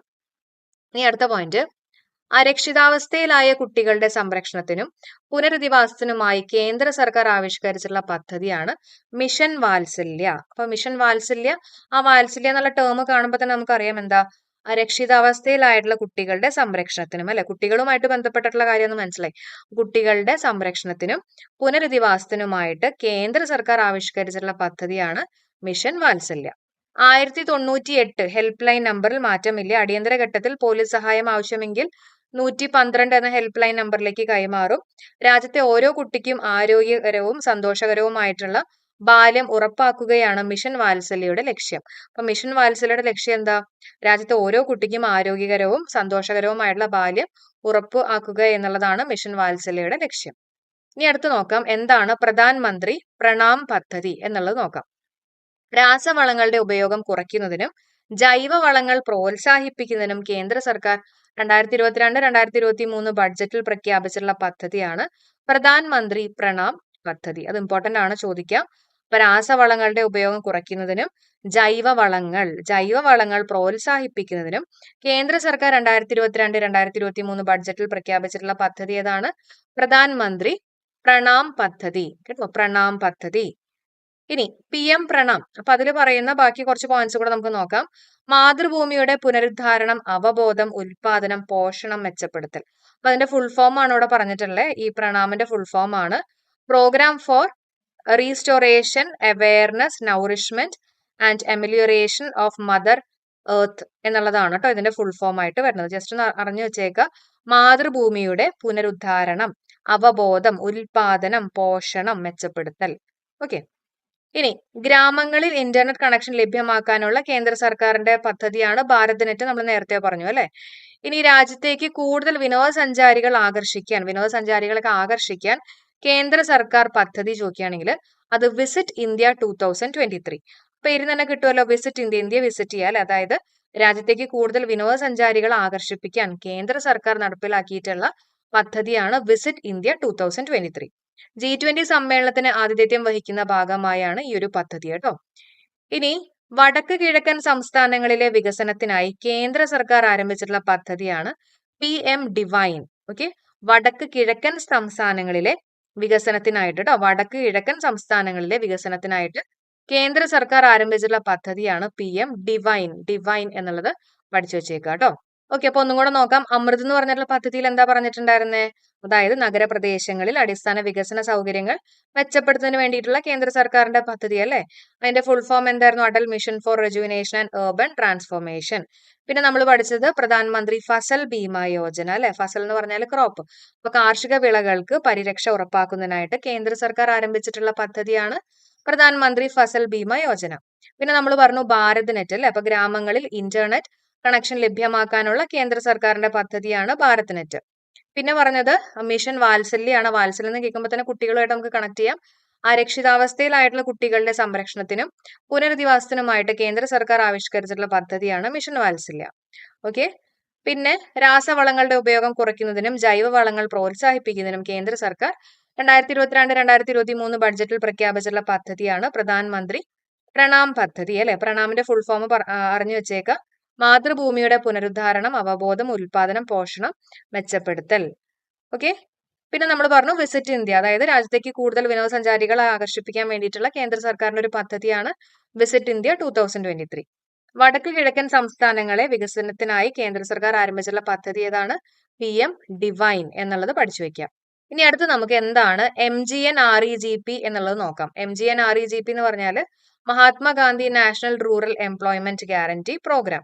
അപ്പൊ ഇതിൽ പറഞ്ഞിട്ടുള്ളത് ഈ ഒരു സ്കീം അനുസരിച്ചിട്ട് വീട്ടിലെ പ്രായപൂർത്തിയായിട്ടുള്ള ഏതെങ്കിലും അംഗം വൈദഗ്ധ്യമില്ലാത്ത ജോലി ചെയ്യാൻ തയ്യാറാണെങ്കിൽ, എക്സ്പീരിയൻസ് ഇല്ലാത്തൊരു ജോലി ചെയ്യാൻ തയ്യാറാണെങ്കിൽ ഒരു സാമ്പത്തിക വർഷത്തിൽ എല്ലാ കുടുംബങ്ങൾക്കും കുറഞ്ഞത് 100 ദിവസത്തെ തൊഴിലുറപ്പ് വേതനം നൽകുക എന്നുള്ളതാണ് ഈ ഒരു പദ്ധതി പ്രകാരം പറഞ്ഞിട്ടുള്ളത്. അതായത് വീട്ടിലെ പ്രായപൂർത്തിയായിട്ടുള്ള ഏതെങ്കിലും അംഗം എക്സ്പീരിയൻസ് ഇല്ലാത്തൊക്കെ ജോലി ചെയ്യാൻ തയ്യാറാണെങ്കിൽ ഒരു സാമ്പത്തിക വർഷത്തിൽ അവർക്ക് കുറഞ്ഞത് 100 ദിവസത്തെ തൊഴിലുറപ്പ് വേതനം നൽകുക എന്നുള്ളതാണ് ഈ ഒരു പദ്ധതി പ്രകാരം പറഞ്ഞിട്ടുള്ള കാര്യം കേട്ടോ. അടുത്ത് നോക്കാം സർവശിക്ഷ അഭിയാൻ. ഓക്കെ, അപ്പൊ ഇതിലെന്താ പറഞ്ഞിട്ടുള്ളതെന്ന് വെച്ചിട്ടുണ്ടെങ്കിൽ 6 മുതൽ 14 വയസ്സ് വരെയുള്ള കുട്ടികൾക്ക് സൗജന്യവും നിർബന്ധവുമായിട്ടുള്ള വിദ്യാഭ്യാസം നൽകുന്നതിന് വേണ്ടിയിട്ടുള്ള ഒരു പദ്ധതിയാണ്. അപ്പൊ 6 മുതൽ 14 വയസ്സ് വരെയുള്ള കുട്ടികൾക്ക് സൗജന്യവും നിർബന്ധിതവുമായിട്ടുള്ള വിദ്യാഭ്യാസം മൗലിക അവകാശമാക്കിയിട്ടുള്ള ഇന്ത്യൻ ഭരണഘടനയിലെ 86-ാം ഭേദഗതി SSAയെ പിന്തുണയ്ക്കുന്നു. ഇതാണ് SSA എന്ന് പറഞ്ഞാൽ നമ്മുടെ സർവശിക്ഷ അഭിയാൻ. ഓക്കെ, സർവശിക്ഷ അഭിയാൻ എന്ന് പറഞ്ഞാൽ എന്താ പറയുന്ന 6 വയസ്സ് മുതൽ 14 വയസ്സ് വരെയുള്ള കുട്ടികൾക്ക് ഫ്രീ ആയിട്ടും അതേപോലെ തന്നെ നിർബന്ധവുമായിട്ടുള്ള ഫ്രീയും കമ്പൽസറിയുമായിട്ടുള്ള വിദ്യാഭ്യാസം നൽകുക എന്നുള്ളതാണ് ഇതിൽ പറഞ്ഞിട്ടുള്ളത്. സർവശിക്ഷ അഭിയാൻ. സർവ്വ കുട്ടികൾക്കും കൊടുക്കണം, എഡ്യൂക്കേഷൻ കൊടുക്കണം എന്നുള്ള രീതിയിൽ തന്നെ ഓർത്തു വയ്ക്കാം അല്ലെ? അടുത്ത് നോക്കാം അടൽ പെൻഷൻ യോജന. അപ്പൊ ആ പെൻഷൻ എന്നുള്ള വാക്ക് കാണുമ്പോൾ തന്നെ നിങ്ങൾക്ക് അറിയായിരിക്കും എന്തുമായിട്ട് ബന്ധപ്പെട്ടിട്ടുള്ളതാണെന്ന്. നമുക്ക് നോക്കാം. സാമൂഹ്യ സുരക്ഷാ പദ്ധതികളിൽ ഒന്നും ഉൾപ്പെടാത്ത അസംഘടിത തൊഴിലാളികൾക്ക് വാർദ്ധക്യ സുരക്ഷ ഉറപ്പാക്കുന്നതിലാണ് ഇത് പ്രധാനമായും ശ്രദ്ധ കേന്ദ്രീകരിക്കുന്നത്. ഓക്കെ, അതായത് it is mainly focused on providing old age security. വയസ്സാം കാലത്തുള്ള ഒരു എന്താ പറയാ ഒരു സുരക്ഷ നമ്മൾ പറയില്ലേ, അപ്പൊ ഓൾഡ് ഏജിന്റെ security to the unorganised workers who are not covered under any of the social security schemes. Okay, സാമൂഹ്യ സുരക്ഷാ പദ്ധതികളിൽ ഒന്നും ഉൾപ്പെടാത്ത അസംഘടിത തൊഴിലാളികൾക്ക് വാർദ്ധക്യ സുരക്ഷ ഉറപ്പാക്കുന്നതിനുള്ള ഒരു പദ്ധതിയാണ് ഈ പറഞ്ഞിട്ടുള്ള അടൽ പെൻഷൻ യോജന. അടൽ പെൻഷൻ യോജന. അടുത്ത് നോക്കാം എന്താണ് മേക്ക് ഇൻ ഇന്ത്യ എന്ന് പറഞ്ഞിട്ടുള്ള പദ്ധതി. ഓക്കെ, ഇത് ലോഞ്ച് ചെയ്തിട്ടുള്ളത് 25 സെപ്റ്റംബർ 2014 ആണ്. അപ്പൊ ഈ ഒരു പദ്ധതിയിൽ പറയുന്നത് ഈ പദ്ധതി ആഭ്യന്തര ഉൽപാദന മേഖലയെ ഉത്തേജിപ്പിക്കുന്നതിനും രാജ്യത്തേക്കുള്ള നിക്ഷേപം വർദ്ധിപ്പിക്കുന്നതിനും ഉദ്ദേശിച്ചിട്ടുള്ള ഒരു പദ്ധതിയാണ് കേട്ടോ. This scheme is intended to boost the domestic manufacturing sector and also augment investment into the country. ഈ പദ്ധതി ആഭ്യന്തര ഉൽപാദന മേഖലയെ ഉത്തേജിപ്പിക്കുന്നതിനും രാജ്യത്തേക്കുള്ള നിക്ഷേപം വർദ്ധിപ്പിക്കുന്നതിനും കേട്ടോ. രാജ്യത്തേക്കുള്ള എല്ലാം മേക്ക് ഇൻ ഇന്ത്യ എന്നല്ല ഇവിടെ കൊടുത്തിട്ടുള്ളത്. അപ്പൊ ഇന്ത്യയിൽ തന്നെ മേക്ക് ചെയ്യാന്നുള്ള രീതിയിൽ രാജ്യത്തേക്ക് നിക്ഷേപം വർദ്ധിപ്പിക്കുന്നതിനും വേണ്ടിയിട്ടുള്ള ഒരു പദ്ധതിയാണ് മേക്ക് ഇൻ ഇന്ത്യ എന്ന് പറഞ്ഞിട്ടുള്ള പദ്ധതി. എനിക്കിതേ വരെ വിദേശ വസ്തുക്കളോട് കമ്പം തോന്നിയിട്ടില്ല. എന്റെ പണം എന്റെ നാടിന് വേണ്ടി ചെലവാക്കണം എന്നാണ് ഞാൻ. ഓക്കെ, അപ്പൊ ഇത്രയും പദ്ധതികളാണ് നമുക്ക് ഇന്നത്തെ ഈ ഒരു ക്ലാസ്സിൽ ഡിസ്കസ് ചെയ്യാനുള്ളത്. അപ്പോൾ thank you so much for supporting. എല്ലാവരുടെയും സപ്പോർട്ട് ഇനിയും പ്രതീക്ഷിക്കുകയാണ്. അതുപോലെ തന്നെ എല്ലാവരും ഒന്ന് കമന്റ് ചെയ്യുക. ഓക്കെ, ലൈക്ക് ചെയ്യുക, ഫ്രണ്ട്സിനൊക്കെ മാക്സിമം ഷെയർ ചെയ്യുക. എനിക്കറിയാം നിങ്ങൾക്ക് മാക്സിമം സപ്പോർട്ട് ചെയ്യുന്നുണ്ട്. Thank you so much. അപ്പൊ നമുക്ക് അടുത്ത വീഡിയോ ആയിട്ട് നെക്സ്റ്റ് ഡേ കാണാം. Thank you all.